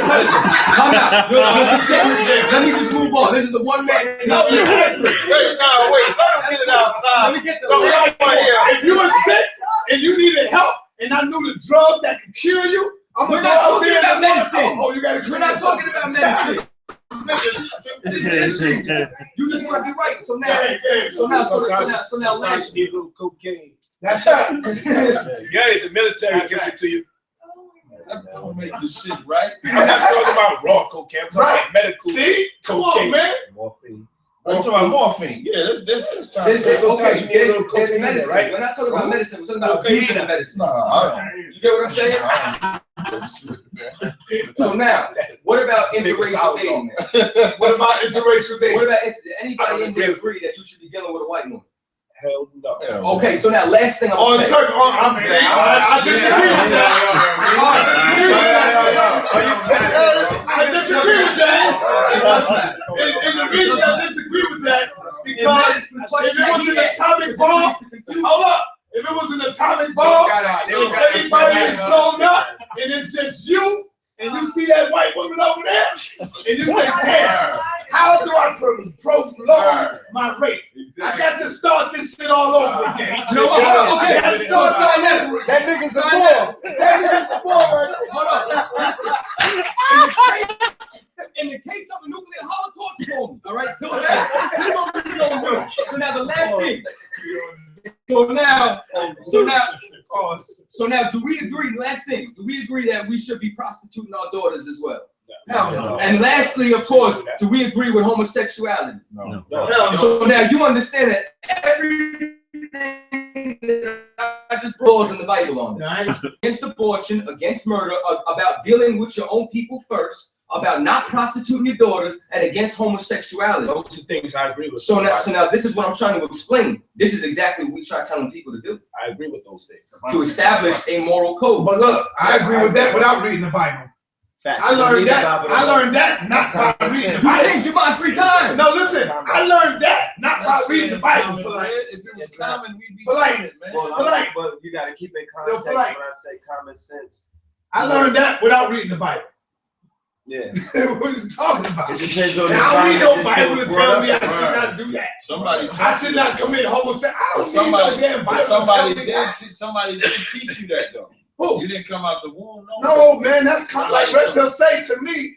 That's common sense to me. If it was common, I you know wouldn't have that. to hit the streets like this. Right. I know what you mean when you say common. Sonetta don't mean what you mean when you say common. He mean like a nigga just supposed to wake up and just know, don't do none of that shit. So if it's common, why are we in the condition that we're in?